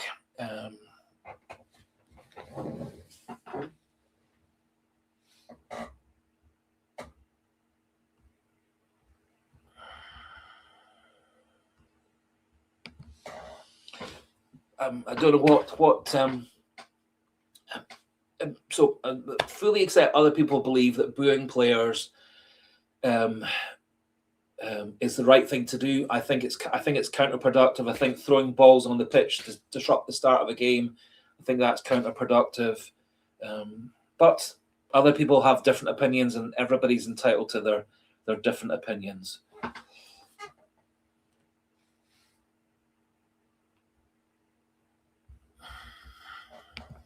Yes, JJ, I think these players don't respond to booing. I don't think that these players respond well to the starts of games being disrupted. That was the case with the Party Thistle game. I think was it the Dundee game that was disrupted by balls being thrown onto the pitch as well. I think the protests at the start of the game against Kilmarnock were counterproductive. Celtic had a really, really flat start to that game. Admittedly, the end of that game, that's the first Kilmarnock game at Kilmarnock, completely different. The crowd got massively behind the players.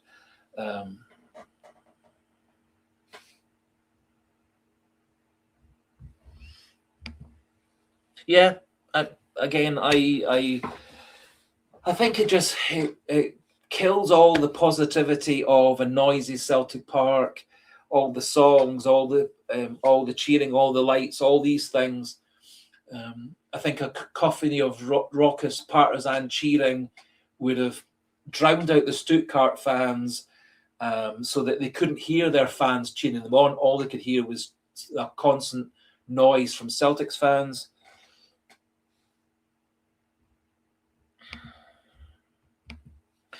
Well, the one thing one could certainly say is that bringing Hatate on, it wasn't as if Paulo Bernardo had done anything in the first half. He scarcely touched the ball. From what I witnessed, he scarcely touched the ball in the first half.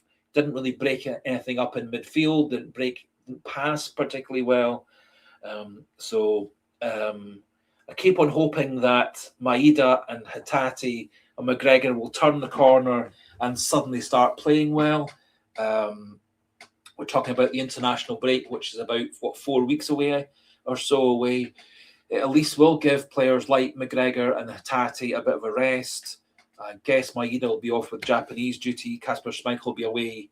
I think they've got a double header World Cup qualifier to go through then. So.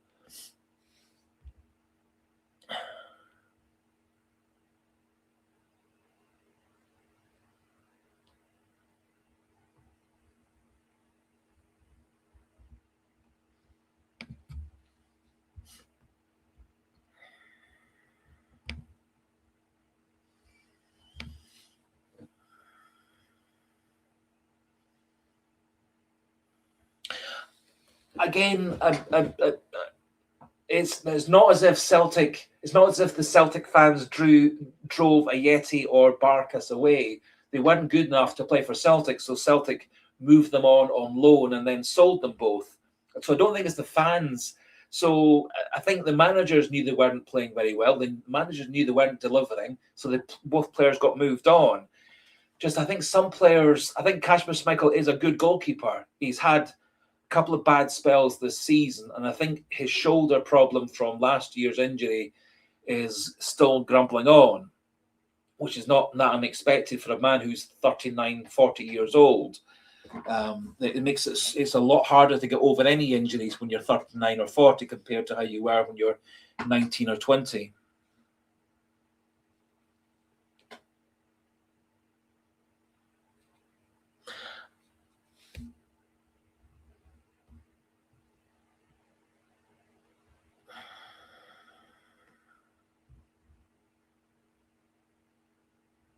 Totally agree that there was no fight in the Celtic players. There was no courage in the Celtic players. There was no we're going to show that we can take on the Stuttgart players. This squad is bigger, stronger, more players, higher wages, all these things. These players are playing in one of the best two leagues in Europe. There wasn't any we're going to show them, etc.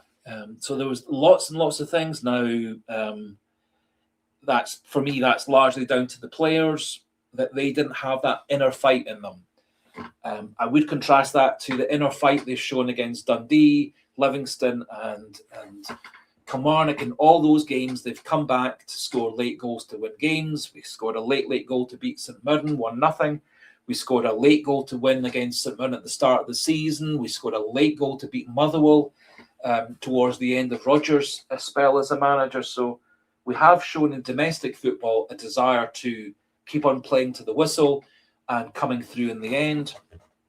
Some of the European games this season, the Feyenoord game, the Bologna game, the Utrecht game, we did show a lot of passion and spirit. Today it was very flat, much like it was very flat against Braga when we went 1-0 down. Again, Kasper Schmeichel era.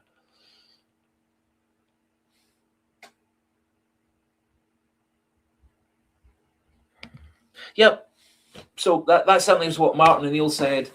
He was implying that it's getting in the players' head. It's not helping them. It's not helping the cohesion. It's not helping the team spirit. It's not making them feel supported. It's not helping them start a game on the front foot. And I think that's the case also with several other of these protests when there's been balls thrown onto the pitch or bits of scrunched up paper thrown to the pitch for the Partick Thistle game. But then, as Martin O'Neill was kind of saying, people can protest however they want to protest, but he kind of was saying he thought it wasn't helping the players. And I would tend to agree with it. But people who were there today, they paid the money. They bought their tickets. They can boo if they want. They can throw balls on the pitch if they want.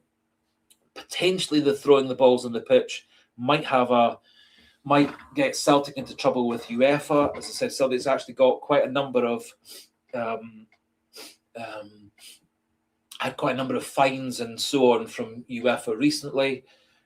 We were kind of put on our last warning after a previous game, so hopefully they won't follow through by shutting down Celtic Park for the next home European match, which will probably be sometime this summer.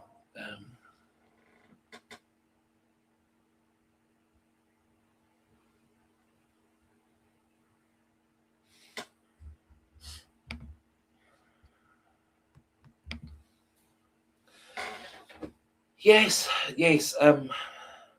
One of the problems I feel is there doesn't feel as if there with the people who are leading the fan collective groups. It doesn't feel like there's a feeling for negotiation or compromise, etc.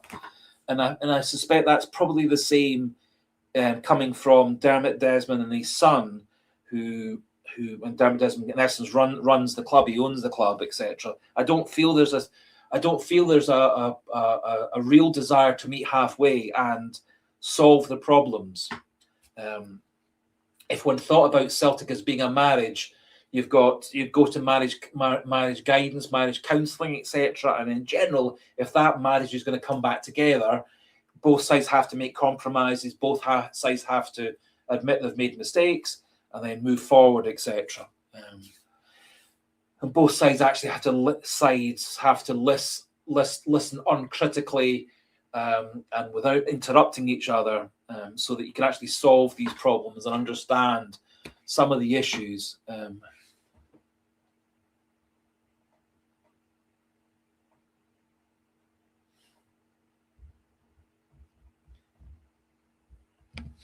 No, I'm not saying Celtic aren't good enough to compete in Europe. And what I'm saying is Celtic are good enough to compete in Europe at the level that we're competing in Europe. And anyone who's watched any of these live streams, I've 100 times, 1,000 times said that we were so much better than Kairat Almaty, but they played really well together as a team. We didn't play as a team. We didn't show fighting spirit against Kairat Almaty either time, but our players are so much better than Kairat Almaty's. We should never have lost that game to them over two legs, but we did. And a lot of that came down to the players weren't fired up, the players weren't motivated, the players weren't playing together as a team. Kairat Almaty's players got fired up, they played together as a team, they played for each other, they gave absolutely everything, particularly in the second leg, the Kairat Almaty players. And a lot of Celtic players didn't really seem to be... I think a lot of the players were rather complacent for that game. Now, that can come from the management and the coaching staff. That can come from the leadership team and the Celtic team, the Schmeichels, the McGregors, the Scales, the Tierneys, etc. This level of complacency. And I think some of the performances at the end of last season, there was a lot of complacency amongst Celtic's players.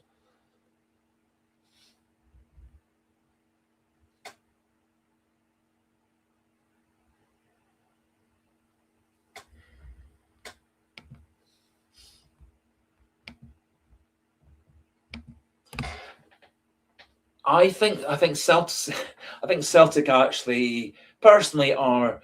I think Celtic could have replicated what a team like Karabag did this season in the Champions League, or replicated what Bodo Glimt have done in this year's Champions League, if they had got themselves all fired up and playing together as a team, and if the star players from last season kept on delivering this season. But that's not been the case for one reason or another. The McGregors, the Hatatis, the Maedas, the Schmeichels have all been really disappointing this season, compounded by the fact that we didn't have a reliable goal scorer. And although Dyson might have filled in really well in the second half of last season, his scoring form this season has been very, very poor. players like Johnny Kenny weren't good enough to step up. Kelechi Iheanacho wasn't good enough to step up. Maybe Chavan Chara, once he gets bedded into Scottish football, will be good enough. Maybe Adamu will be good enough to be like Adam Ida was in his loan season.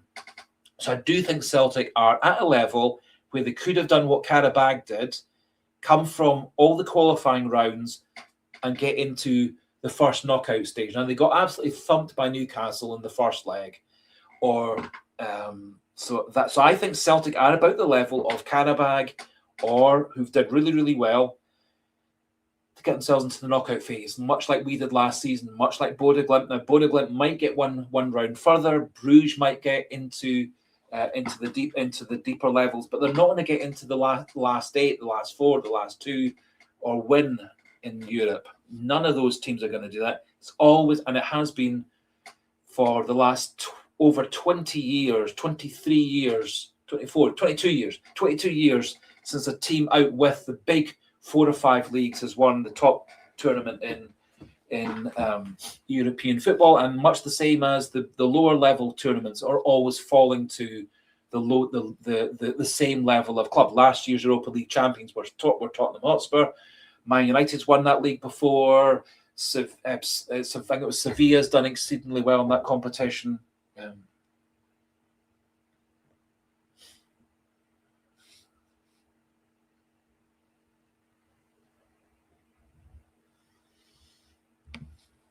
Well, I suspect next season we'll probably find out, or next season we might find out whether we can beat Karabag. We played against Karabag in previous years, beat them fairly comfortably.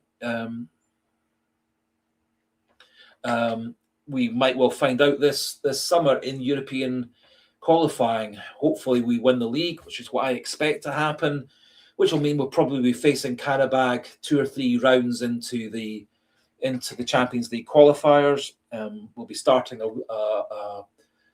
a couple of rounds earlier that season than we did this season.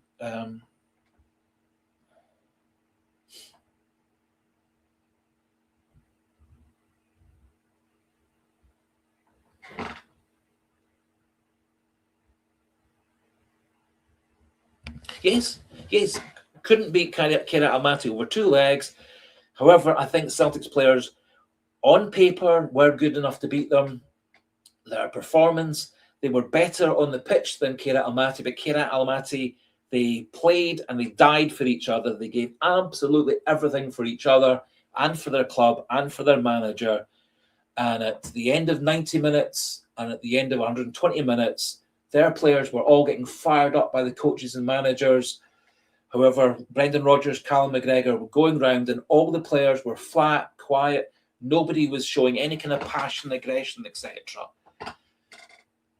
However, at the end of 90 minutes and the 120 minutes, the Kira Amati players were all fighting for each other, slapping each other in the back, high-fiving, cheering, group hugs, all these things.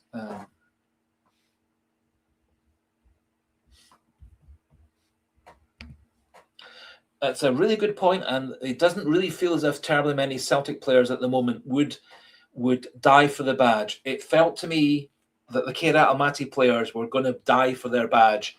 I guess that's probably, and that's much the same as the ethos behind Bodo Glimt.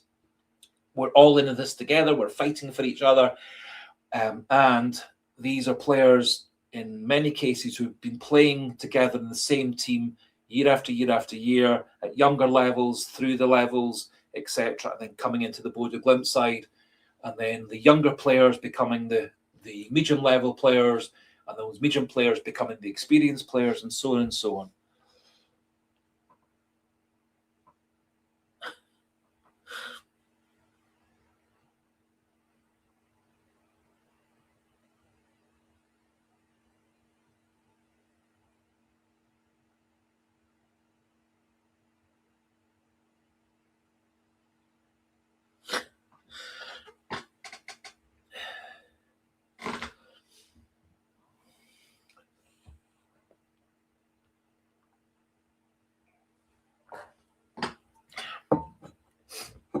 So you make a really, really good point, JJ211. It felt to me one of the things that O'Neill and Maloney and Fotheringham, etc., were doing did really well at the transition after Rodgers and the transition after Nancy was get the players playing for each other and playing for the team and playing for the badge and playing for the fans. It didn't feel as if any of those things were the case today. However, as I said, I think it was the case in the Dundee, the Livingston, and the Kilmarnock games before that.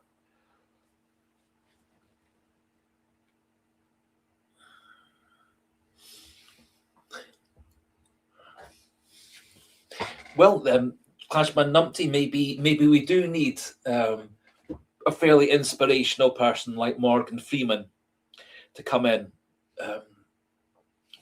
My personal feeling is that the Celtic football players are just human beings, and they probably respond the same way that all of us do when things are going wrong within our work life, our family life, our personal life, etc. Generally, what you look for is your friends and your family to rally around and support you and cheer you up, and etc. And that's the way I look at supporting Celtic, is trying to bring the family together, trying to support them, encourage them, etc.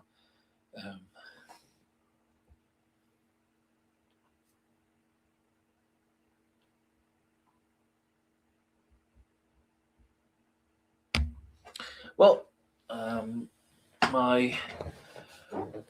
I'm certainly not writing them off. I think this bunch of players are more than good enough to win the Scottish League. They're more than good enough to win the Scottish Cup. I think the cup game at Ibrox is probably going to be a difficult game for a variety of reasons.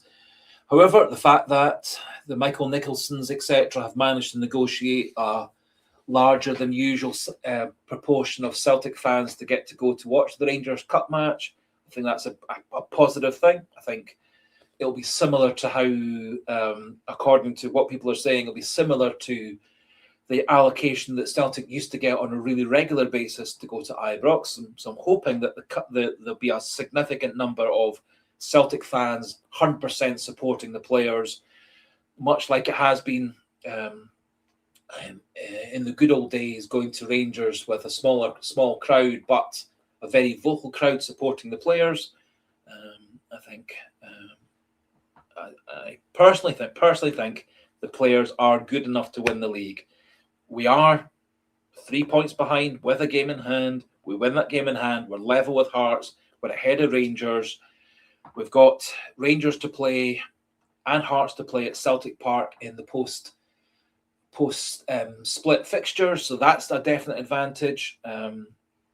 In the final 5 fixtures, assuming that Celtic and Rangers and Hearts are all still eeksy-peeksy within a few points of each other's, we've got 2 home games against the 2 biggest rivals for the title.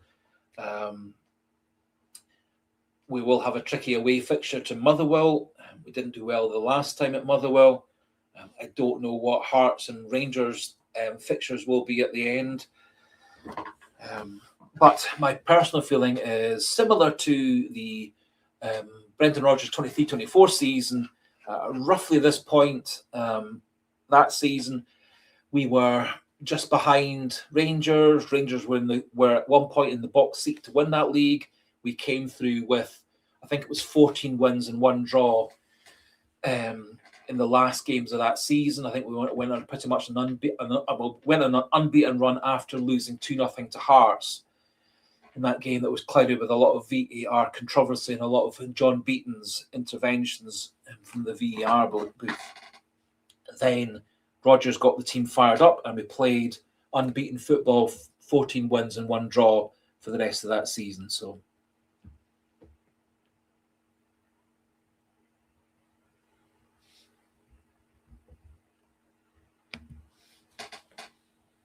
yeah, that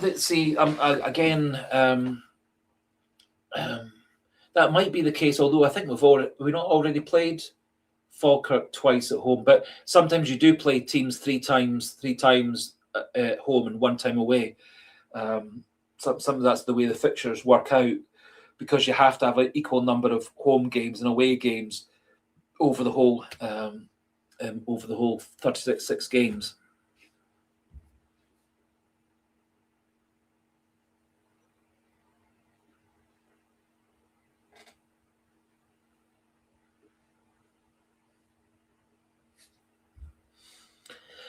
Yes, fully agree with your point of view there. Sorry, I've lost the person. It's gone off the comment stream. But someone was saying that Rangers haven't been a particularly good. I don't think Rangers are that good. I thought we were way better than them in the League Cup match. Now Rangers battled hard, went down to 10 men. Often going down to 10 men changes the way that the game works. I think Rangers actually did a good job of reorganising themselves when they went down to 10 men. That we as Celtic didn't really respond to terribly well until the start of extra time. I don't think they've been that. I don't think they've been that impressive. I don't think Hearts are that impressive. Hearts play a brand of football that we should be better at combating. We let Hearts play Hearts football in the 2-2 draw. We let Hearts play Hearts football in the 3-1 defeat under Brendan Rodgers. We started very, very well against Hearts in the first game under Wilfred Nancy, but we wasted 5 good chances in the first half hour. Then little by little, we let Hearts get into their more physical brand of football, get throw-ins, free kicks, corner kicks, pile the ball into the box and try and win balls in the air, then win the second ball. Hearts have been doing that all season. They've been doing it very, very effectively. However, I think Celtic should be able to defend that far better than we do. But it's also been a recurring fault for the last couple of seasons under Rodgers, then under O'Neill, under Nancy, is we've not been very good at defending dead ball situations. And a lot of the goals we lost under Rodgers and lost under Nancy were coming from dead ball situations, and that's carried on in some of the games under O'Neill, particularly the Hearts 2-2 draw. Both the goals that we conceded in that game came from dead ball situations, high balls pumped into the box that we didn't defend very well.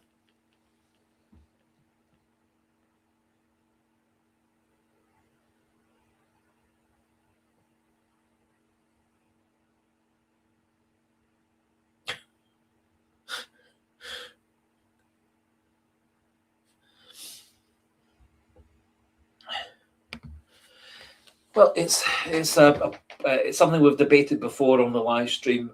I think if we brought in Wilfred Nancy in June of 2026 or in June of 2025 with 3 months to bed down his system, 3 months to get the players that he wanted into the team, get rid of the players that didn't fit his system and promote the players that did fit his system, I think it would have worked out well. I think getting him in halfway through the season turned into a nightmare. He didn't adapt to the players that he had. He tried to cram them into his system. Some of the players responded well. A lot of the players didn't have the physical fitness to play his style of football.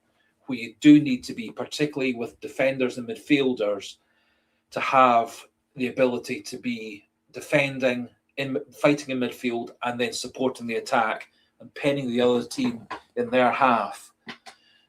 And for that reason, you need your midfielders, your wide players, and your three centre-backs to have tons and tons of energy, tons and tons of endurance, tons and tons of pace. And unfortunately, players like McGregor, Ralston, Scales didn't have the endurance, didn't have the pace.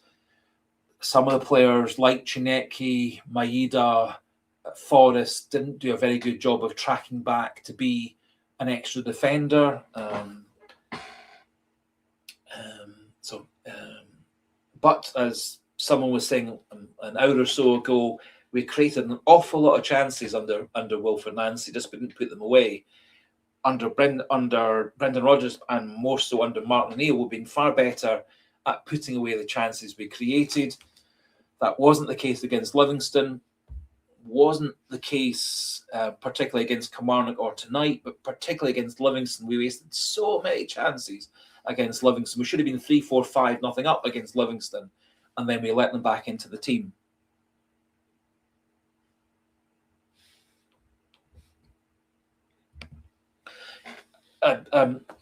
my personal feeling is that had he managed to bring in his system slowly, gradually, etc., it would have worked out really well with Celtic because we did have players to play that system.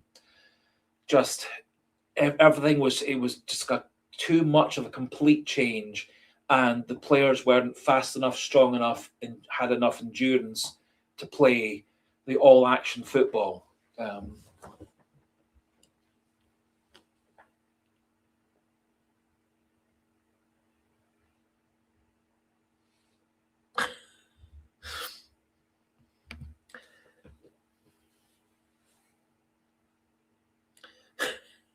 Well, and for one reason or another, Brendan Rodgers decided to go, and if we believe Darren O'Day, Brendan Rodgers had decided he was going He decided at the start of this season that he was going, come what may, at the end of the season. For me, the fact he got his job in Saudi football within 3 weeks or so, whatever it was, of leaving Celtic, it felt like that had already been all lined up, just like the move for Postecoglou was lined up to go to Tottenham Hotspur for about 2 months before he actually announced that he was leaving. My understanding was in the last couple of months of Postecoglou's time at Celtic were offering him basically a carte blanche in terms of contracts, salaries, transfer budgets, etc. But Postecoglou chose, probably quite rightly, to try himself out in a higher, richer, better league. He had disappointing couple of seasons at Tottenham Hotspur. He did win the Europa League after all, with a bit of a decimated squad. That got Tottenham Hotspur into the Champions League. Surprisingly, that Tottenham team are doing rubbish in the English Premier League, but they got themselves into the top 8 of the Champions League league stage. So, and to a large extent, the players that the new manager at Tottenham used to get himself into that top 8 of the players that Postecoglou brought in over the preceding couple of years.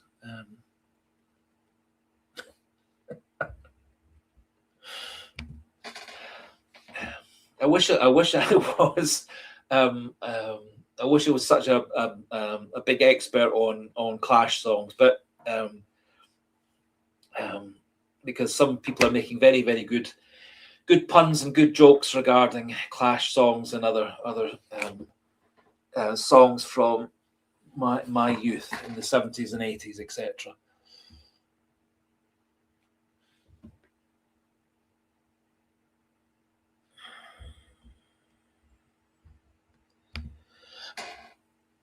I think you make a good point. I think referees these days, I think, to be fair to the referees these days, I think the game is far faster than it ever was before, far more technical than ever before. I think having VAR has been counterproductive rather than helpful for referees. It's been quite interesting watching referees refereeing with VAR and without VAR. There were a couple of the English Cup games over last weekend where there wasn't a VAR, and referees seemed to be relying on the fact that VAR was going to pick up on their mistakes, pick up on the close offside decisions, etc. So I do think VAR has made some of the referees a bit complacent. I think it's made some of the assistant referees a bit complacent in terms of offsides and stuff. And I think the standard of refereeing is very poor, but then I think the standard of refereeing in Scotland has been pretty poor for a long, long time.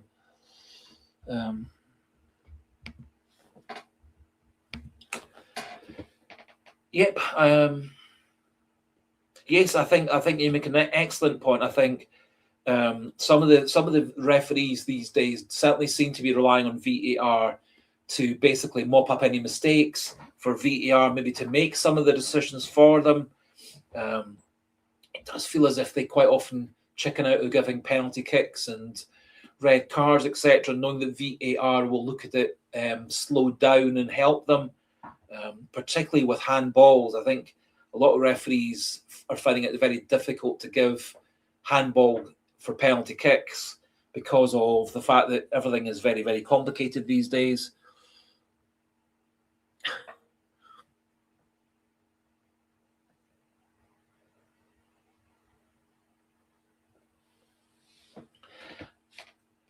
In general terms, bad refereeing decisions and bad VAR decisions do tend to balance out over a season. So far this season, they very much have not balanced out in Celtic's favour or back to 50-50. We have got the rough end of the stick of quite a lot of controversial referee decisions and VAR decisions. We have had some go our way over the season, some that might have been gone against us. The Liam Scales disallowed goal against St Mirren being one example. The Austin Trusty non-red card against Rangers in the League Cup semi-final, that was one that could have gone either way. There's been a few that could have gone either way. Couple of challenges that were given as yellow cards that could have been red cards. We have had a few go our way, which have been 50-50, etc. But we've had plenty not go our way this season. Some really dodgy penalties for us, being given against us. Some really dodgy penalties not being given for us. A couple of dodgy decisions, such as the Austin Trusty red card against Hearts, that completely changed that game. Whilst Hearts and Rangers certainly seem to have had a lot more decisions go in their favour, both by referees and by VAR.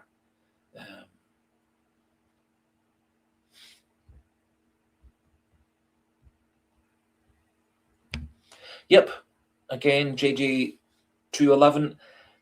In essence, saying exactly what I think myself. I don't understand sometimes why 1 week it's a yellow card and next week it's a red card. 1 week it's a goal, next week it's not a goal. 1 week it's a penalty kick, next week it's not a penalty kick. The non-penalty kick when Chavan Chara was pushed over in the box against Dundee, it was identical to something that Willie Collum had discussed with, is it Gordon Duncan, or whatever it was, on the VAR monthly review show. It was exactly the same thing. I think it was I can't remember who it was again. It was two of the other team. Like, let's say it was Falkirk and Motherwell or whoever it was. The same situation was a penalty kick, but when it was Celtic against Dundee, it wasn't a penalty kick because the contact started outside the box. But Willie Collum had said a couple of months before, if the contact starts outside the box but carries on into the box, it's a penalty kick. So it's there's far too many things are subjective rather than objective, and I think that's part of the problem with a lot of the VAR decisions. Is where it works really well is for objective decisions. Is it offside? Is the player in the box? Is the player not in the box? Where on the hand did that hit? Was it above or below the t-shirt line, etc.? All those work really, really well. Quite a lot of these denying obvious goal scoring situations are very subjective. Some of these decisions regarding what is or isn't a penalty kick in terms of handball, very subjective. When is pulling in the box or pulling in the box at corners and direct free kicks, when is that a penalty? When is it not a penalty? Far too many things, I think, are inconsistently interpreted from 1 week to the other. And I think quite often referees and VAR referees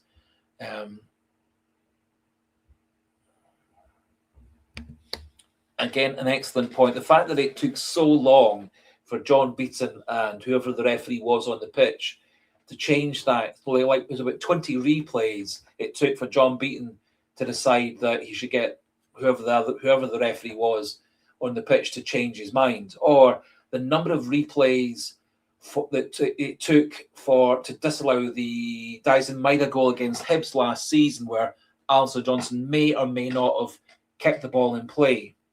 The thing was, there wasn't a camera shooting along the byline, along the goal line, so you can't tell if that ball was in or out, as was shown by Sky Sports the next day when they used the same camera angle to show that a ball was actually in play, although the camera angle they were using from the 18-yard line showed the ball was out of play. So you can only tell if the ball was over the line or on the line with a line or camera going along the goal line.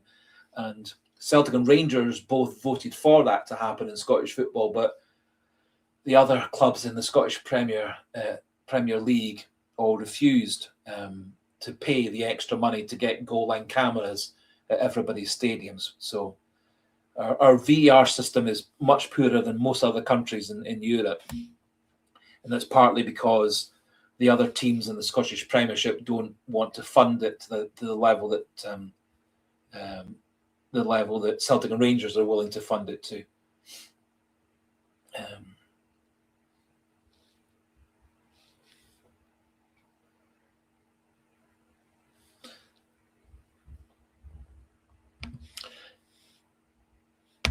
Very good point. Open news now.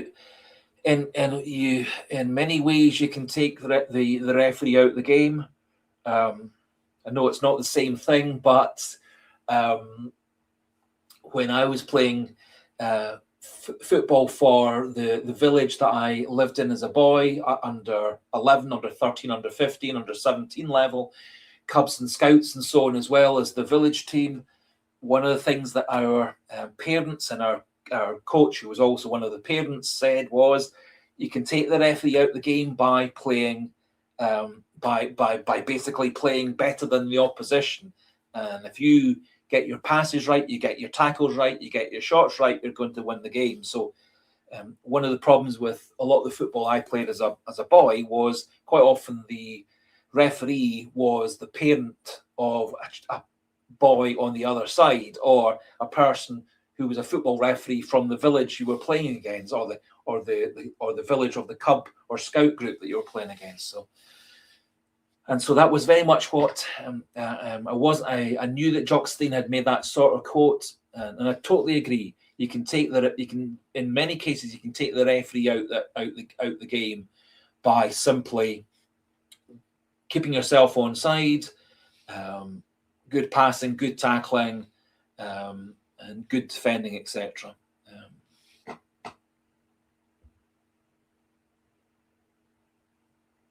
Yep, and make a good point. We have been battling against generally partisan referees for quite a long time. Lovely to have had you on, JJ211. We'll be planning to do another live stream next Thursday. I can't remember off the top of my head what time the Celtic Stuttgart game will be on next Thursday.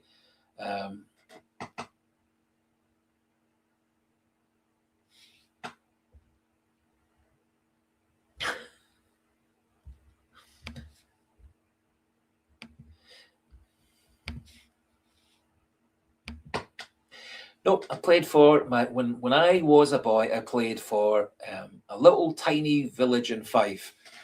We played at Cubs and Scouts, and we played under 11, under 13, under 15 level, and we were Fife champions and all those different things. Just a little village team. And coming back to something we were talking about, I know it's similar but very, very different. In essence, the same boys played together in all those teams, the Cub team, the under 11s, under 13, 15, 17, the Scout team.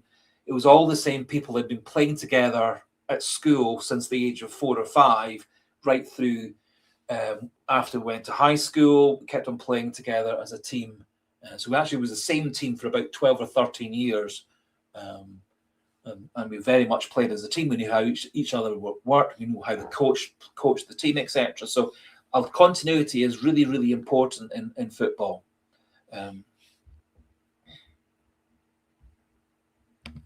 Thank you for that, Paul McGuire and Pep Rex. 5:45 next Thursday. So next Thursday we'll be back to our usual 9 o'clock time for the live stream. Hopefully the performance next. Thank you, Sligo Boy, as well. 5:45.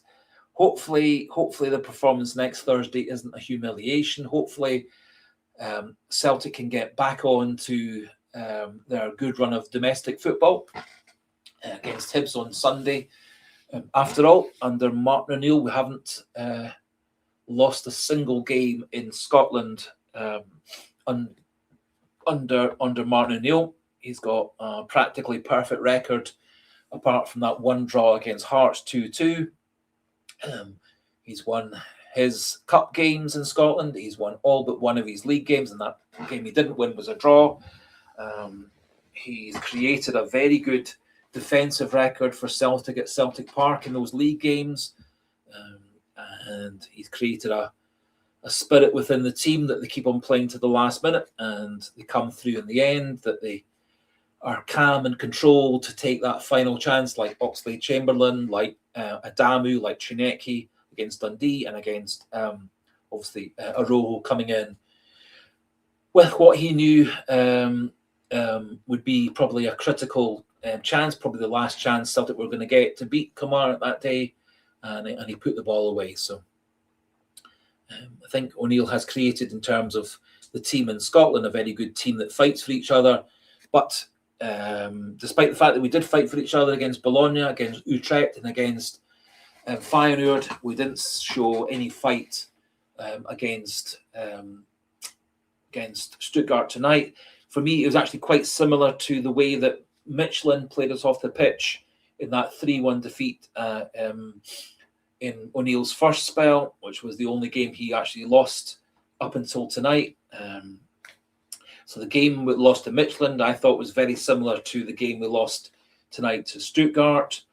They played better than us, they passed better than us, they defended better than us, they put their chances away better than us, they fought far better, they played as a team better than us. Our team didn't do any of these things against Michelin, and they didn't do any of those things again tonight. And didn't show the fighting spirit that they'd shown quite often under O'Neill and Maloney this season.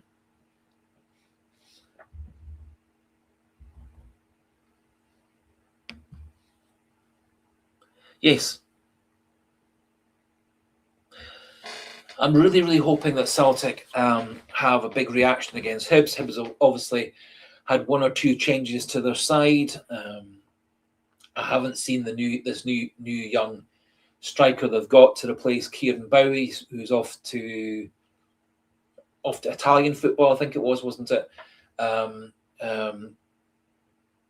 Hibs obviously do still have quite a number of dangerous players. They do tend to be a bit inconsistent. Last time we played them under Martin O'Neill, we did beat them 2-1, a game in which Hibs actually had probably 50-50 share of the game, 50-50 share of the chances. Just we managed to put away a couple of chances, capitalise on some mistakes that Hibs made in defence.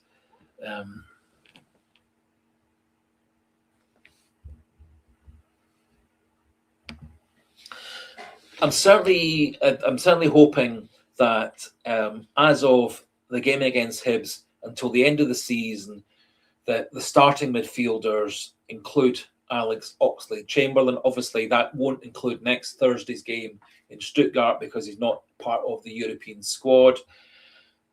I'm really hoping that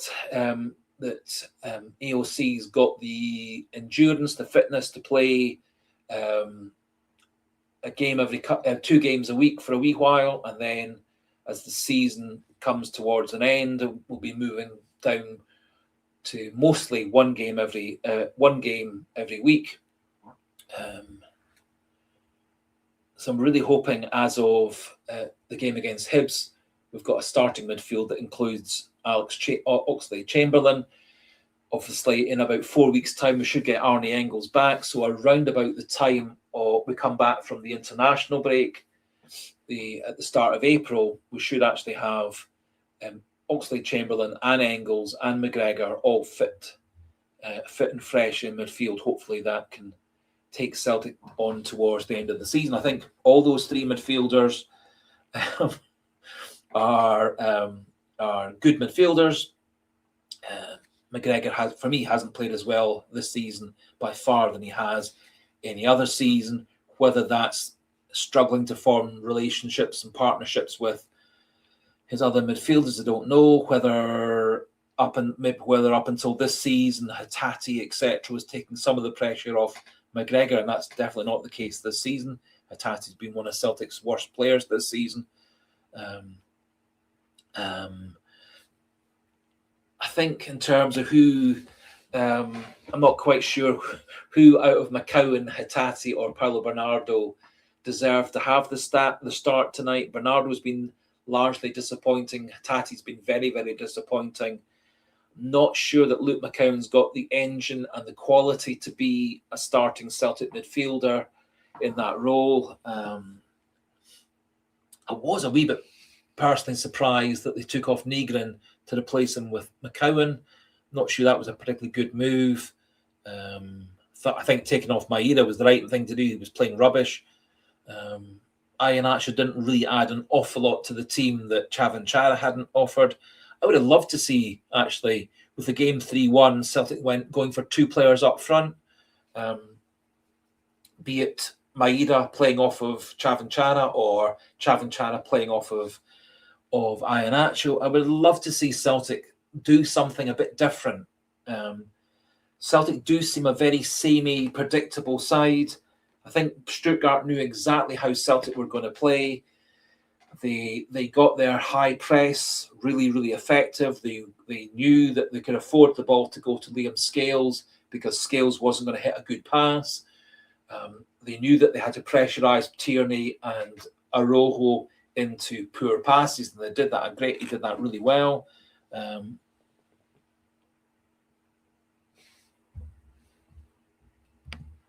Yep. The point I've made on previous live streams, Paulo Bernardo has been a very, very pivotal player in the Portuguese under-21 side. He has been a very, very good captain for that side over several seasons.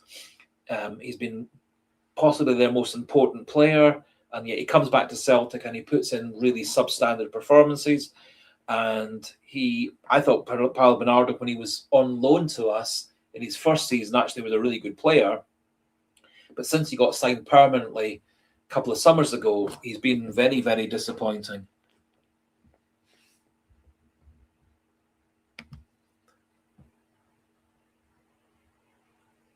Yes, I think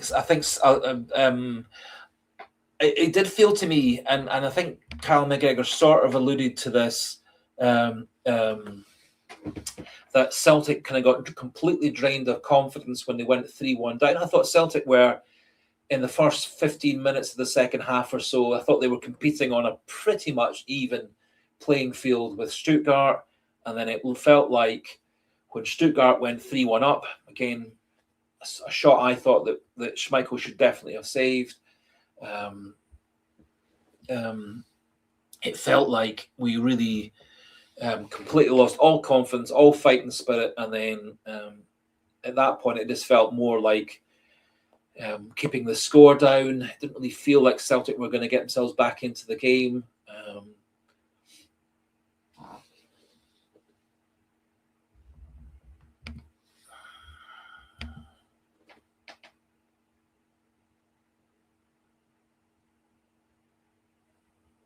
Yes. Yes, I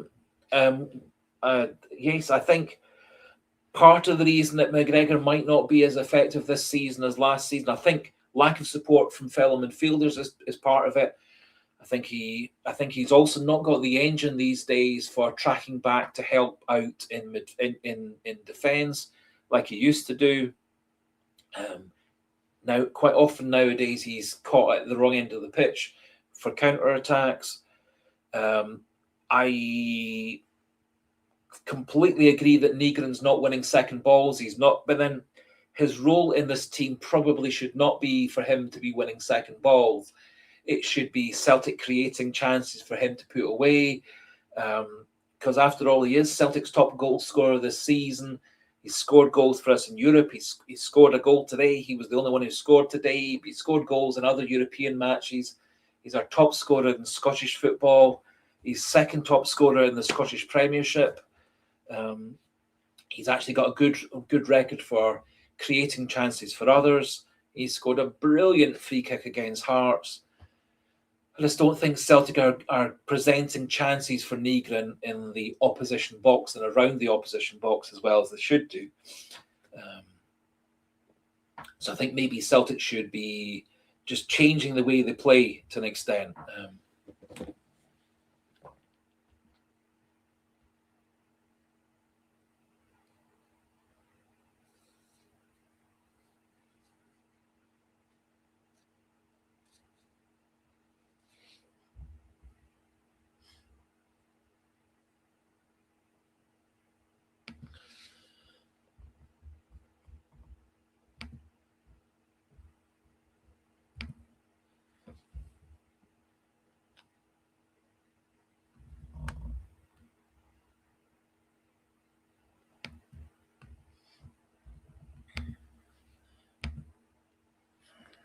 I agree up to a point with you, but then one of the problems may not be simply the lack of money to spend to buy players. It might be the difficulty Celtic are having actually attracting the quality of player that they want to come and play in Scottish football.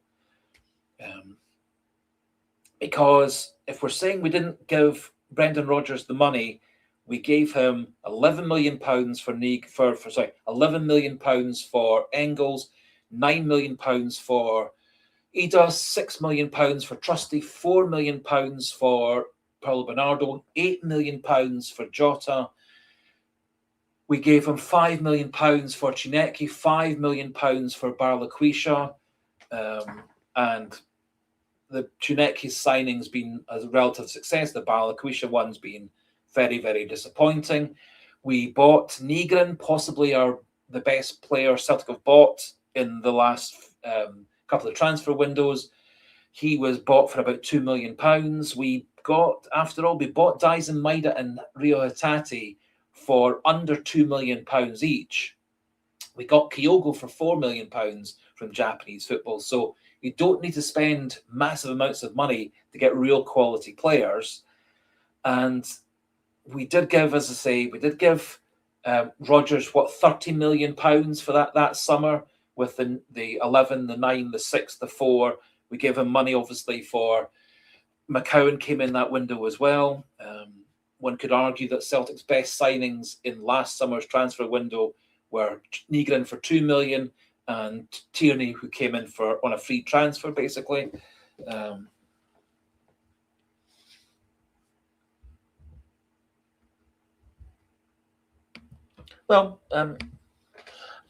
Neither Nygren nor Tierney were last-minute panic buys.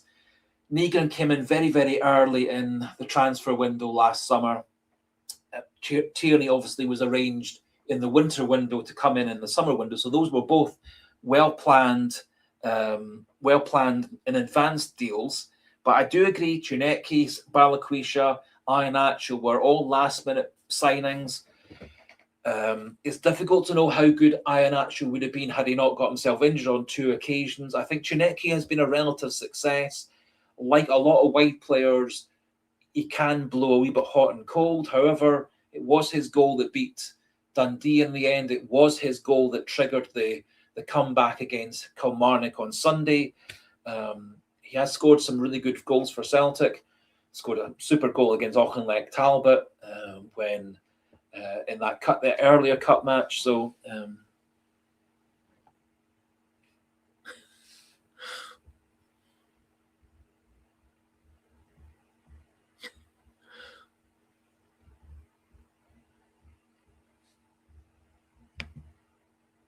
yes, sorry.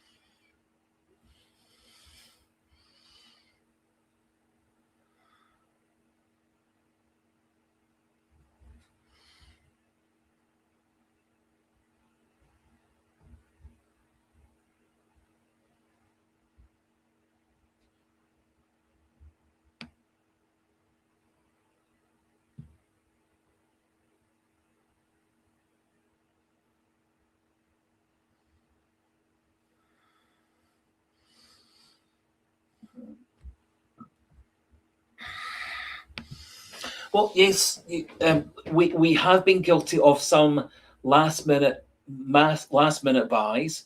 However, one of those was Sebastian Chunecki. That's turned out really well for us.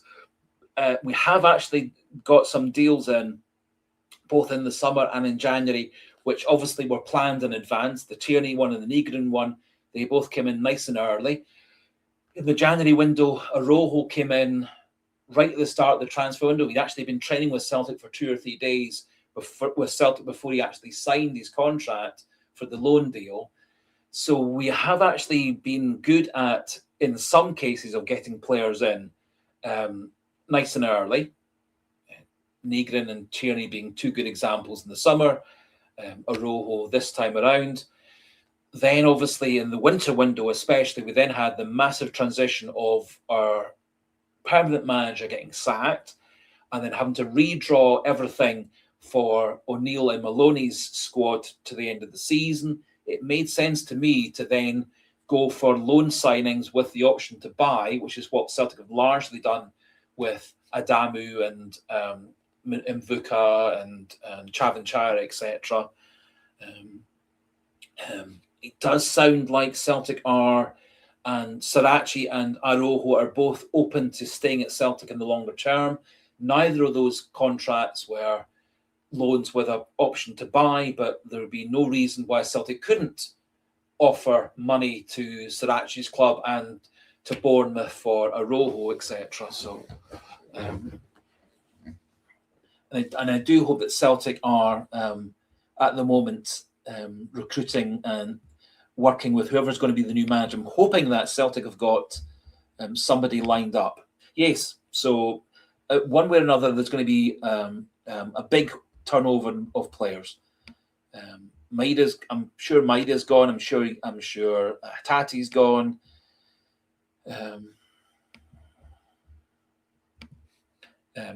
Obviously, quite a lot of the players who are currently on loan at Celtic will be going. Hoping that a few of them, maybe Sirachi, Arojo, Chavanchara will stay. Not convinced that Mvuka or Adamu will stay. Don't think that Benji Arthur will stay at Celtic either. Hopefully we see him before the end of the season. He is reportedly a very, very talented. Yes, I think the Kieran Tierney signing has worked. I think he's been one of Celtic's better players this season. Don't think he's as good as I don't think he's as good as the Tierney that we sold for 25 million.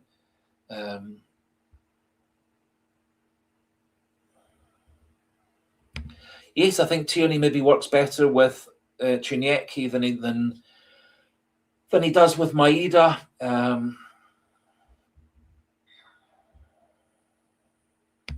So I think Tierney's been a good signing for Celtic.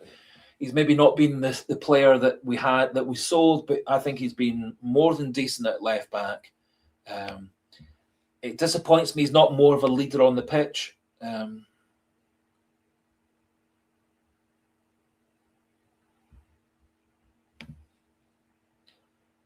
I think Sirachi's better at going forward than Kieran Tierney. I'm not convinced that Sirachi is as good a defender as Kieran Tierney. Sirachi quite often gets himself into trouble, trying to play out from the back too much. I like Sirachi an awful lot. I like Sirachi an awful lot. I wouldn't be against using Sirachi in the midfield. I wouldn't be actually averse to using Arojo in midfield, especially once Alistair Johnson comes back. I wouldn't be adverse to using Kieran Tierney as a left-sided centre-back, with Sirachi as the left-back. I think Tierney's got more pace than Liam Scales. I think he's a better defender than Liam Scales. Liam Scales quite often gets himself caught under the ball, quite often gets himself bullied off the ball. I think he had partial fault at one of the goals against Kilmarnock, partial fault with 2 of the goals tonight against Stuttgart. I think Kieran Tierney has been one of Celtic's better players this season. And as I said, I don't think Kieran Tierney is as good as he was when we sold him. I think he had a bit of a shaky start. I think his fitness, obviously, and his ability to play 90 minutes when he first signed for Celtic this time around was deficient. I think he now has got the ability to play 90 minutes in most games and come back again and play 60 minutes, 75 minutes of the next game. And I think he's got the capacity to play 90 minutes per game from now to the end of the season, especially once we're knocked out of Europe, which will be the case this time next week.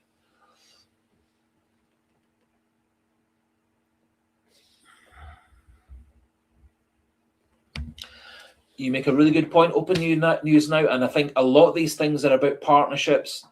I'm not convinced about the Scales-Tierney partnership, not convinced about the Tierney and Maeda partnership. I think Tierney works better with Junecki. Completely agree. I think Scott Sinclair was a super player for Celtic. Good up and down his wing, good at cutting into the box to score goals, scored a lot of goals for Celtic coming in off his left wing, much the same as Maeda also has done, much the same as Lee Labada under Ange Postecoglou did, much the same as Jota did, coming in off the wing to score goals.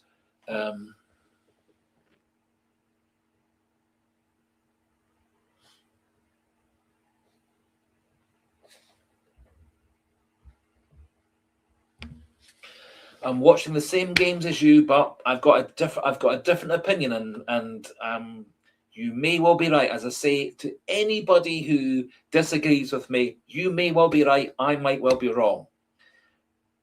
It's just my opinion. I think Tierney is a better defender. I think he defends better than Sirachi. I think Sirachi's a super player. I would be delighted if Celtic signed Sirachi to be one of our two left backs. I think Sirachi is a considerably better player than Greg Taylor was. So I think there's a definite upgrade with him.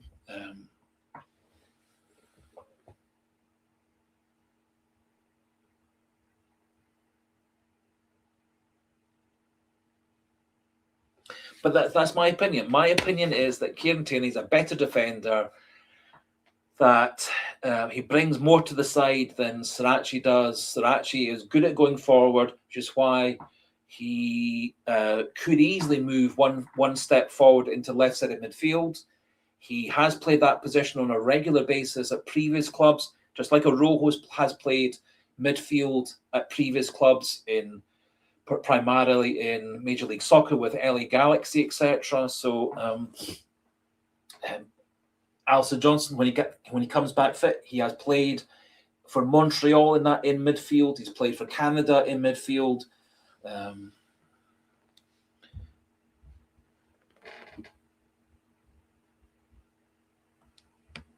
I think Kieran Tierney's had quite a lot of good games for Celtic. As I said a few times before, not as good as Kieran Tierney was when he left us to go to Arsenal for 25 million. But for me, better than Greg Taylor, better than many left backs Celtic have had in recent years. And I've said throughout this year since Marcelo Sirachi came, I would be delighted if Celtic signed him on a 3-year contract.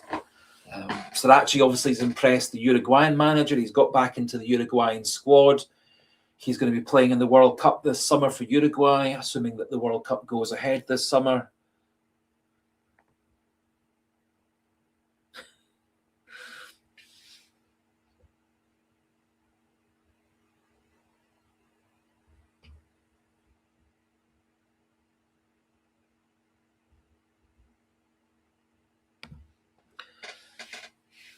Okay, that's I don't see Kieran Tierney has got more pace than Liam Scales, more pace than quite a lot of Celtic's defenders.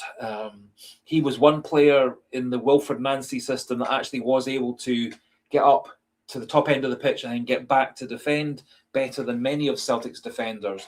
It was Engels, McGregor, Ralston, Scales, who were struggling to get back to the other end of the pitch to defend, to try and help out Austin Trusty, who was often defending all by himself because nobody had the energy and the endurance, the speed to get back and support him. Anyway, just my opinion. Kieran Tierney, part of Kieran Tierney's passing is again, as many people have said, is down to partnerships, is down to teamwork, is down to the fact that Celtic, for one reason or another, choose to put an awful lot of the balls to Callum McGregor to set up the play. That's been something, particularly under Brendan Rodgers, 2 and a bit years since he came back the second time. An awful lot of stuff was going through it goes through Callum McGregor. That was something that Brendan Rodgers seemed to drum into Celtic, was pass the ball to Callum McGregor. He's the playmaker, he's the quarterback, etc. He'll set things up. So I think part of the reason that quite a lot of passes from Trusty, Scales and Tierney go sideways or backwards to McGregor is because that's the way that Rodgers and O'Neill has set the team up, is for McGregor to be that playmaker. I don't think he's got. Also part of that also is you've got to have people making runs for you. And as somebody was saying a wee bit earlier on, I don't think Maeda and Tierney have struck up a partnership. I think it's worked better with Chinecki, and most of Celtic's danger came down Chinecki's side up until when Yang was brought on from Maeda for the last 20 minutes or so, in which case we actually got some stuff going up and down both sides. So that would imply to me that Celtic were getting the ball out wide to the left, which is primarily Kieran Tierney's job, to get the ball to Sebastian Chinecki. To a lesser extent, that's McGregor. Lesser extent, it's Austin Trusty gets the ball out to Chinecki on the left. But a lot of that comes through Kieran Tierney. And I think Chinecki and Tierney form a better partnership.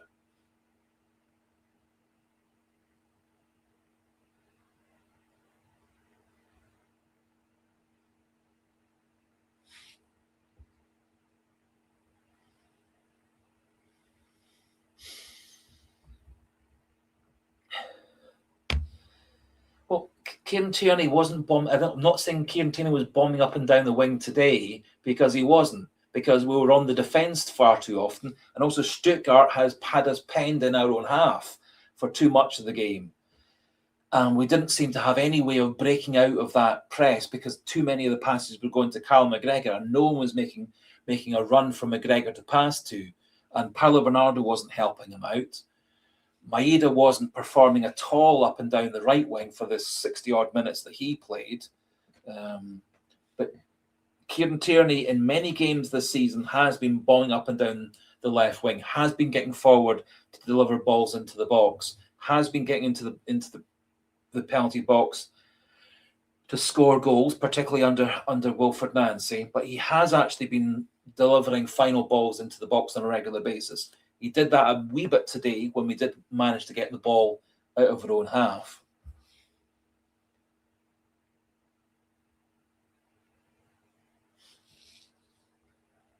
So, Paul Boy will need to agree to disagree. I don't think he's been that bad. I think he's been one of Celtic's better players in a not very good season.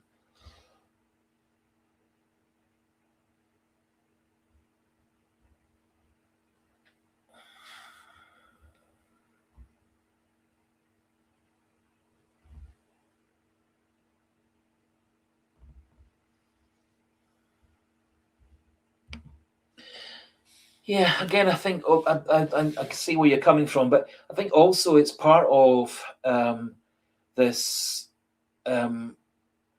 particularly when Brendan Rodgers took over from Ange Postecoglou. Rodgers was always very keen for the wide players to cut into the box rather than the wide players to hit the byline. The only real wide player that we have that's particularly good at hitting the byline is James Forrest, but he's not really got the pace or trickery to do it on a regular basis nowadays.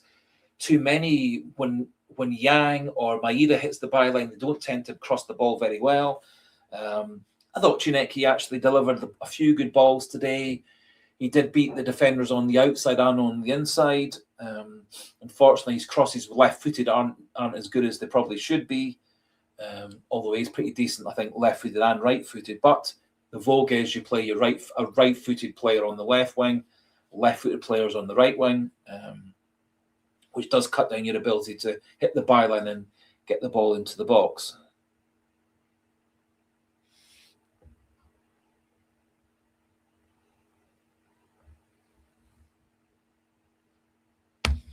Couldn't agree more, Paul Boy. And as I said a million times over the 2.5 years of this channel, I'm just giving my opinion, and there's every possibility that I'm wrong. So my enthusiasm, optimism that Celtic are going to win the double may or may not be well-founded. I, for one, would be absolutely delighted if Celtic won the double this season. And it would cheer me up no end if Celtic were to win the double. And I prefer to be optimistic and to see the glasses being half full rather than half empty. So maybe I do have a skewed opinion. Maybe my opinion is different from other people's. And in many other parts of my life, I'm quite pessimistic about things. But in football terms, particularly Celtic terms, I'm optimistic. And that's partly because I was a supporter for a couple of decades where Celtic were second best, third best, even fourth best at times, behind the Rangers, the Dundee Uniteds, the Aberdeens, where we won next to nothing through the late 70s, through the late 70s, the 80s, the 90s. Not really until Wim Jansen did we start being a winning club again. They had a bit of a duff spell under Venglosh and Barnes, and then we had O'Neill from 2000 onwards, and since then we've been the dominant team in Scotland by far.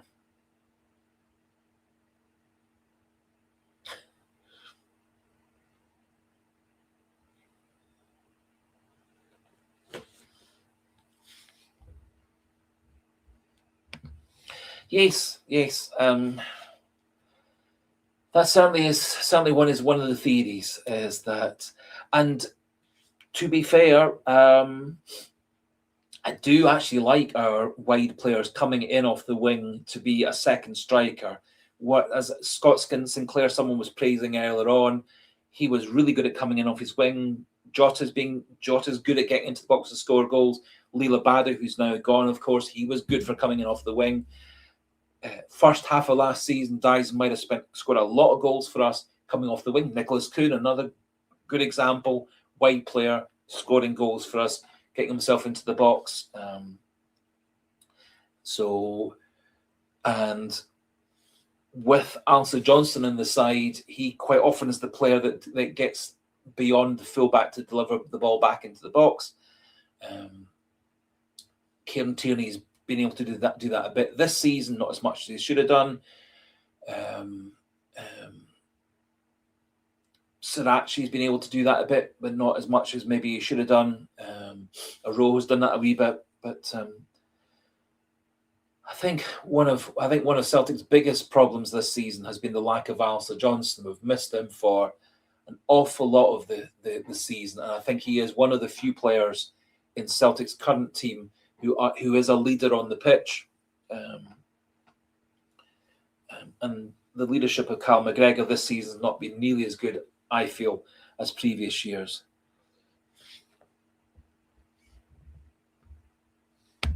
Yes, totally agree.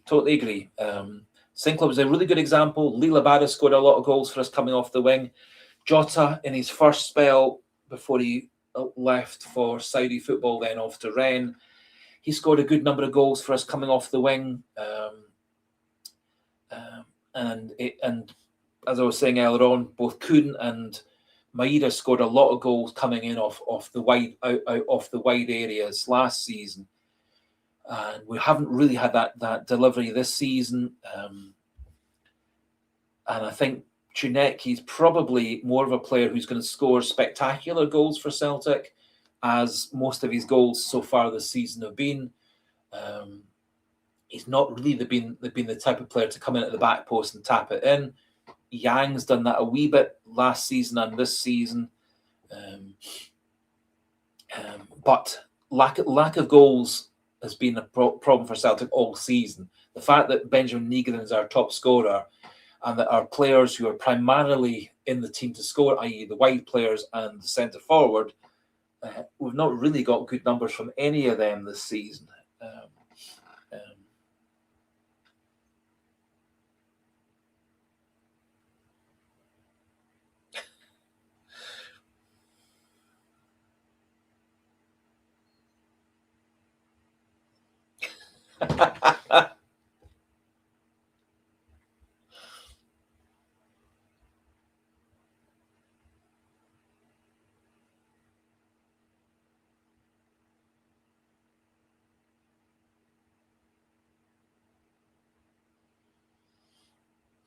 Dear.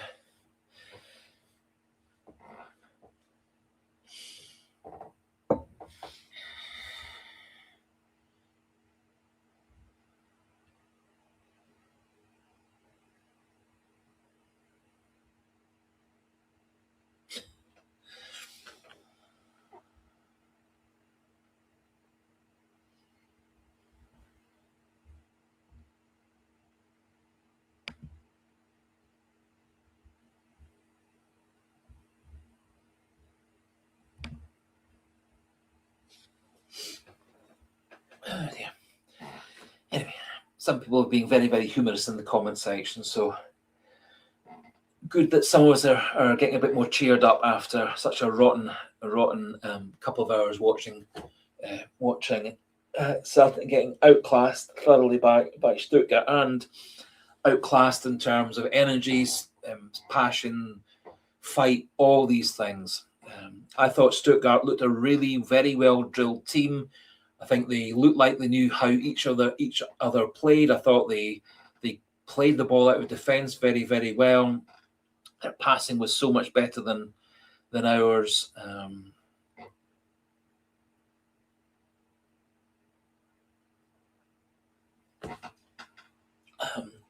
it reminded me a bit of how Celtic can dominate other teams in Scotland when we're playing at our best. And the thing is, this season we've not played anywhere near our best. And there's a good argument that we haven't actually played anywhere near our best for about 12 months.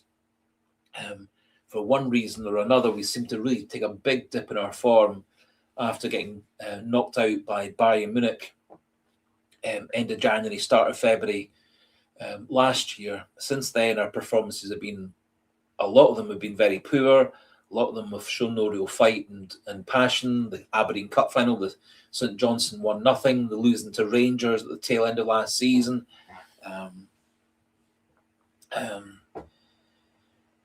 It does feel as if we've had quite a dip over the last 12 months for one reason or another. And open news now, I completely agree. I don't think Czernetki is.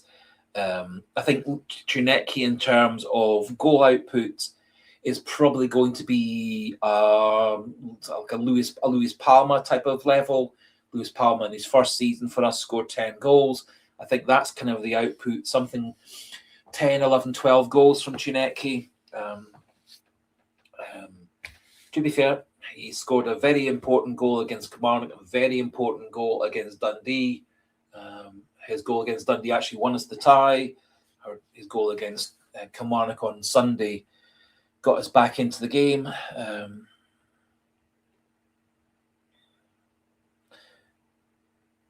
So what I'm really, really, really, really hoping is, at the moment, Celtic have been working with whoever's going to be the manager next season. A lot of people are suggesting that Roberto Martinez is the one who's being lined up.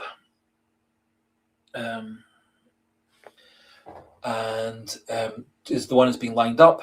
In that case, it would be entirely reasonable for Sean Maloney to be working on behalf of Roberto Martinez within the Celtic organisation at the moment, working with recruitment, scouting, etc., to try and get the kinds of players that Martinez would want for his system. Obviously, Maloney really understands the Martinez system, having been his assistant with at Belgium, etc. from before. So I'm hoping that Celtic have got things joined up.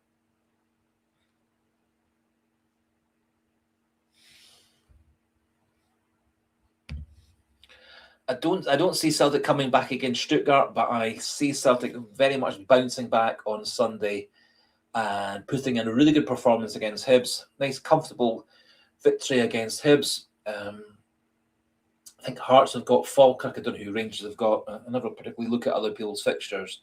And I think Celtic have got the players, the team, particularly if we get control of midfield to beat Rangers in both the league and the cup matches, even though they're both going to be away from home.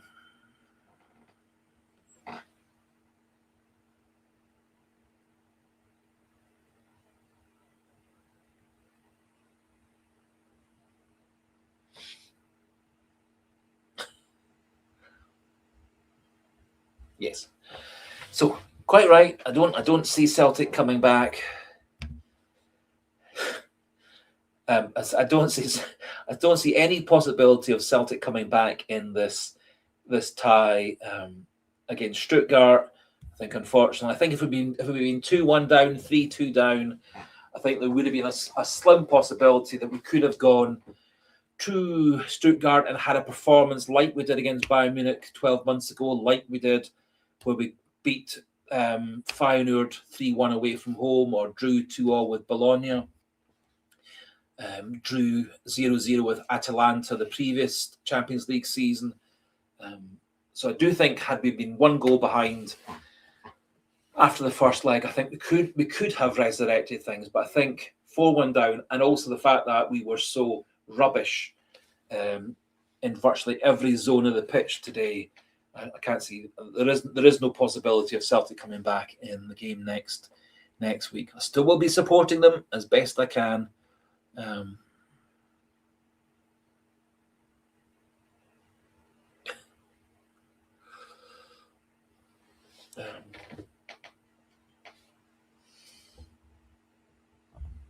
But if we're talking about coming back to beat Hibs on Sunday and coming back to beat Rangers in both the next couple of games, either weekend, fully expect Celtic to do that.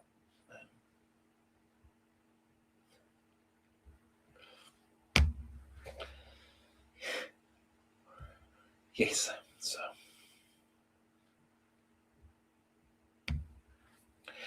I'm certainly hoping that he is going to get Celtic some control back into midfield. I've mentioned this before, a wee bit similar to what Aaron Moy did in his one season at Celtic.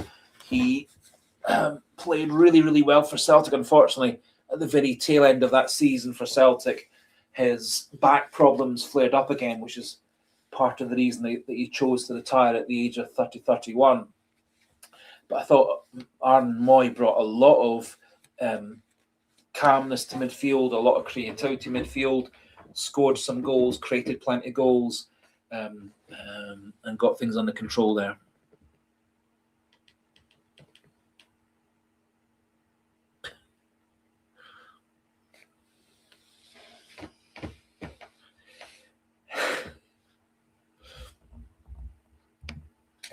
I would absolutely.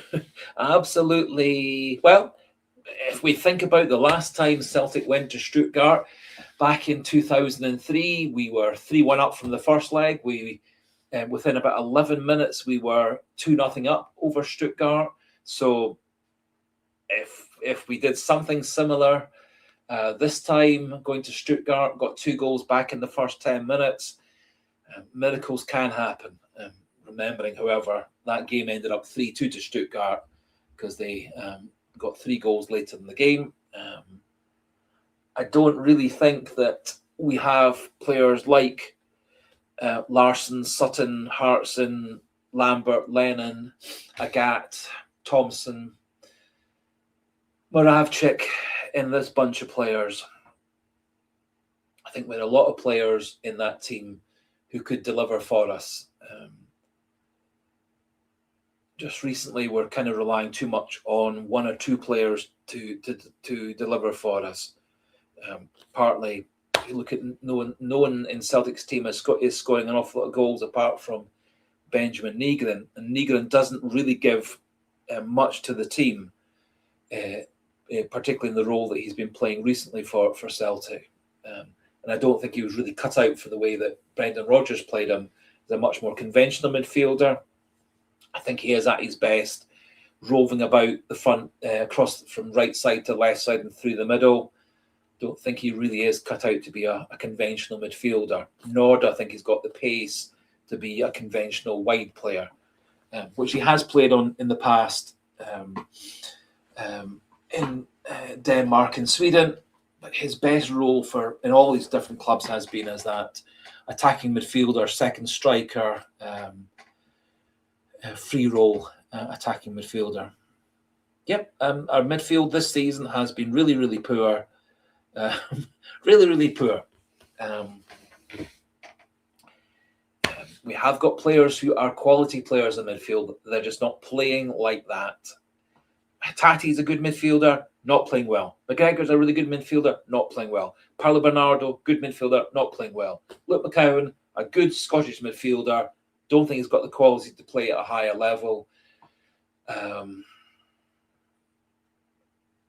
But those engine room midfielders haven't been delivering.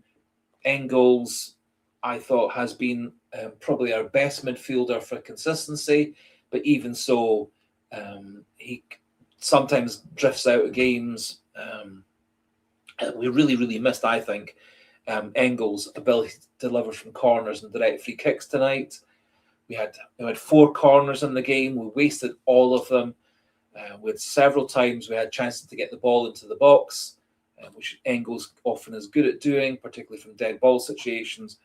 And we wasted all our 4 corners. We wasted a couple of free kicks we got in and around the attacking zone of Stuttgart.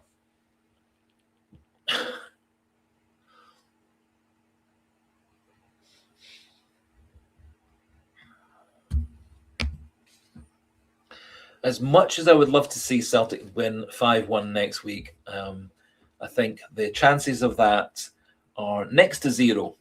Maybe if Stuttgart had their goalkeeper sent off after 5 minutes and then their sub-goalkeeper comes on and dislocates his shoulder, and maybe the third goalkeeper comes on and he dislocates his shoulder and they have to put a centre forward in goals, maybe we could win the game 5-1.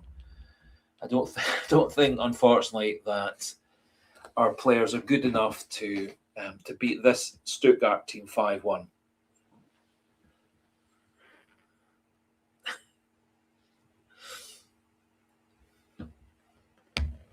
Yes, it's a good point. He is actually in one of the prides of place, Rio Hatate.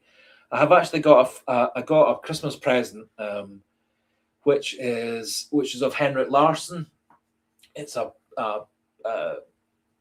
sort of painting print type thing of Henrik Larsson playing football in a Celtic strip, which is supposed to be going in pride of place. So I will be rearranging the posters and photographs and stuff in due course, and certainly Rio Hatate. And also part of the thing is I've actually moved the chair I used to do the camera stuff. I've actually moved further along the wall. So actually Rio Hatate wasn't in the picture before, but he is now. But because I've put the Celtic strip, the David 67 Celtic strip, and the YouTube plaque that my daughter bought me, she bought me both those things as Christmas and birthday presents. So that's why they got pride of place on the wall. So that's part of the reason I've moved the camera a couple of feet further along the room, is so that the 2 presents I got from my daughter can be in pride of place. So I maybe should take down the Rio Hatate picture and put up, or maybe move the Kenny Dalglish ones or the Shunsuke Nakamura ones that are elsewhere on the wall. Anyway.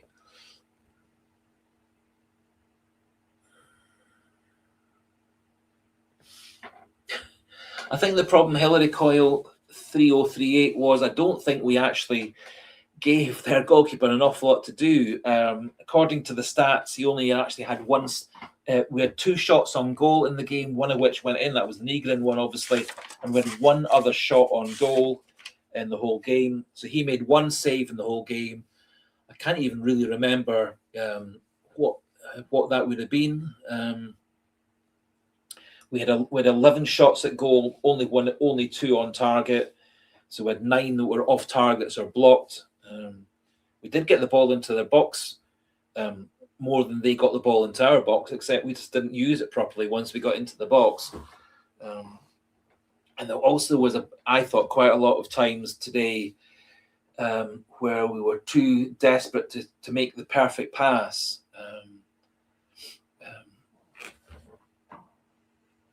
And we seem to have got away from shooting from the edge of the box. Obviously, it worked out really well for Oxlade-Chamberlain against Livingston. It's worked out well a couple of times this season for Callum McGregor with his good long shots.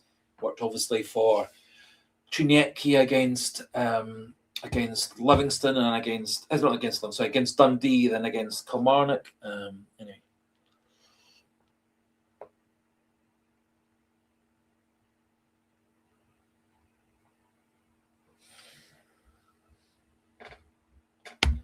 Yes, Nakamura, brilliant player. Lubomir Maracek, brilliant player. Both players tended to drift out the game. They didn't maybe compete in midfield as much as other midfielders would do. However, one piece of Nakamura magic, one piece of Lubomir Maracek magic would often win a game, score a goal, create a goal. 2 absolutely tremendous players that Celtic had in the good old days. However, Nakamura, a lot of people said that he didn't do an awful lot for Celtic other than score goals and create goals with brilliant free kicks and corners and passes and stuff. He scored some heck of good goals for Celtic over the years. One of my favourite players, along with Lubomir Maracek.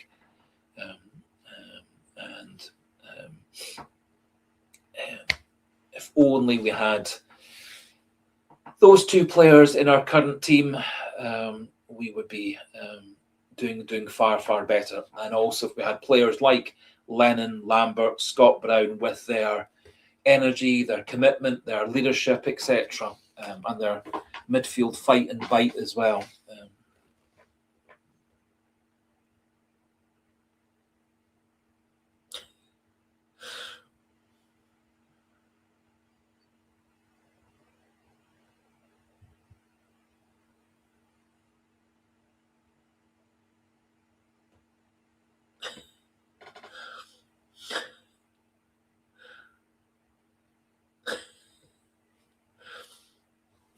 I was always been quite lucky reading your thing there, Paul Boy. I was actually my whole family love, well, the male side of my family, whole family love football. My step granddad played professional football a long time ago for East Fife. So he brought up my dad to love football as well. My dad was a Hibs supporter.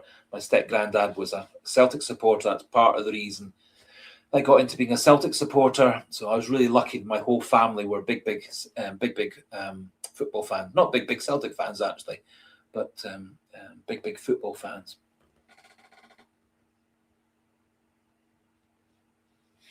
Yep.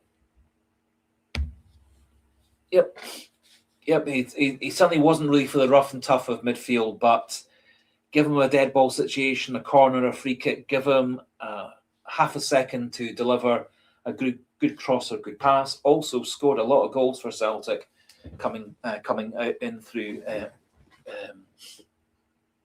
midfield.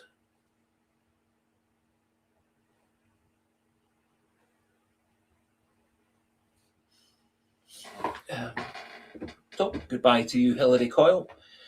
Nice having you join for a wee hour or so. It's been great to have some new people commenting on the channel. So we've been going for just over 3 hours. It's 1:30 in the morning, I think probably time to call it an evening, call it a morning, call it a whatever. Planning to do another live stream next Thursday. Planning to go back to the usual 9 o'clock. The Celtic Stuttgart game next Thursday is a 5:45 kickoff, so the game should be all finished by 8 o'clock. Sorry, I thought you were leaving. I'm sorry. Sorry, Hilary Coyle. I thought you were leaving, but as I was saying, it is now 1:30 in the morning. I've been talking for 3 hours. It's been great fun sharing opinions. It's been great fun politely disagreeing with people, debating with people, discussing with people. That's what this live stream is supposed to be all about. Pleasant, polite, respectful disagreements, agreements.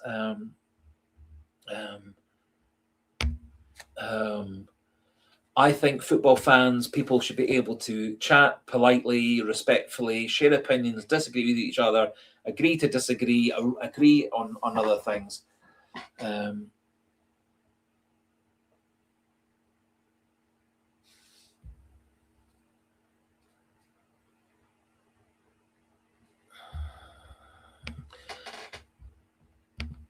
I don't think anybody particularly wants to engage with the David 67 channel. There's much more bigger, more important, clever Celtic fans and Celtic pundits out there than me. But it's been tremendous that so many people have joined in this evening.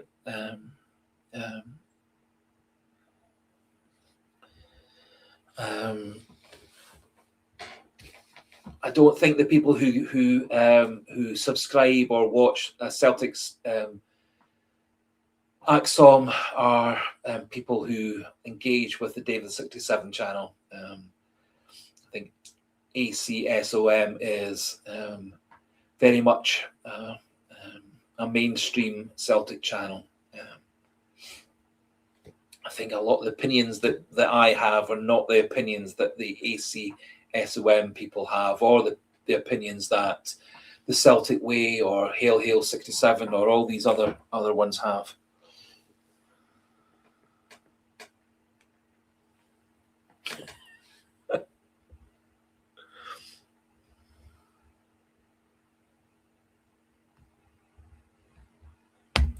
Clicking the like button, Sligo Boy, makes YouTube think that the David 67 channel is popular. And might mean that it sends more people the David 67 videos and the David 67 channel name for them to have a look at. So there is an algorithm that YouTube uses. So the more likes a video gets, the better. And so if there's lots of likes for a video or a live stream, that says to YouTube, let's see if there are more football fans or Celtic fans who want to watch David 67.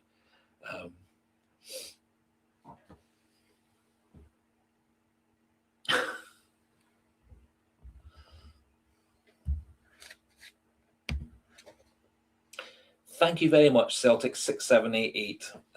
I think I'm being realistic about the quality of IT that I've got, the quality of cameras that I've got, the dedication to do the channel as well. I think ACSOM and Celtic Way and Celts here and Hail 67, all these people are much better funded, much better quality of cameras, recording equipment, editing equipment, etc. Just doing the best that I can. Anyway, so I think we've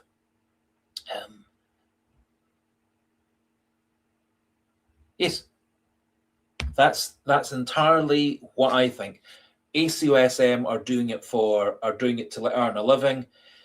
They're doing it also to get themselves on Sky Sports, on STV, BBC. They're doing it so they can get themselves in the newspapers, which is all super duper because they're doing it for a livelihood. They've got families to look after.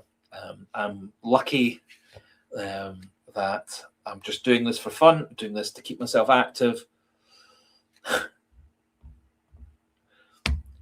That's a good point. There's a good point of view that not many of those sorts of people are doing live streams at 1:30 in the morning. So maybe I found my niche. Maybe Maybe my niche is late night Celtic fans and insomniac Celtic fans.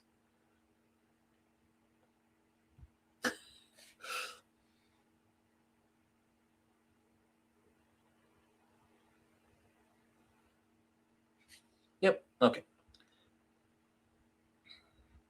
Anyway, I think we'll call it a day at nearing 1 o'clock in the morning. 2 o'clock in the morning. Thank you for everybody who has contributed this evening. Open News Now, Celt 6788, Sligo Boy, Clashman Numpties, everybody else, Hillary as well. Thank you everybody who has contributed. As I say, planning to do the same thing again next Thursday. Maybe we'll have a brave Celtic draw to cheer about. Hopefully we've got a Hibs victory on the Sunday to talk about as well, and then we can look ahead to the Rangers matches with the Aberdeen match, I think it is, in between those two games. So we'll call it an evening, call it a morning, and hail to everybody, and goodbye, and speak to you all again next Thursday.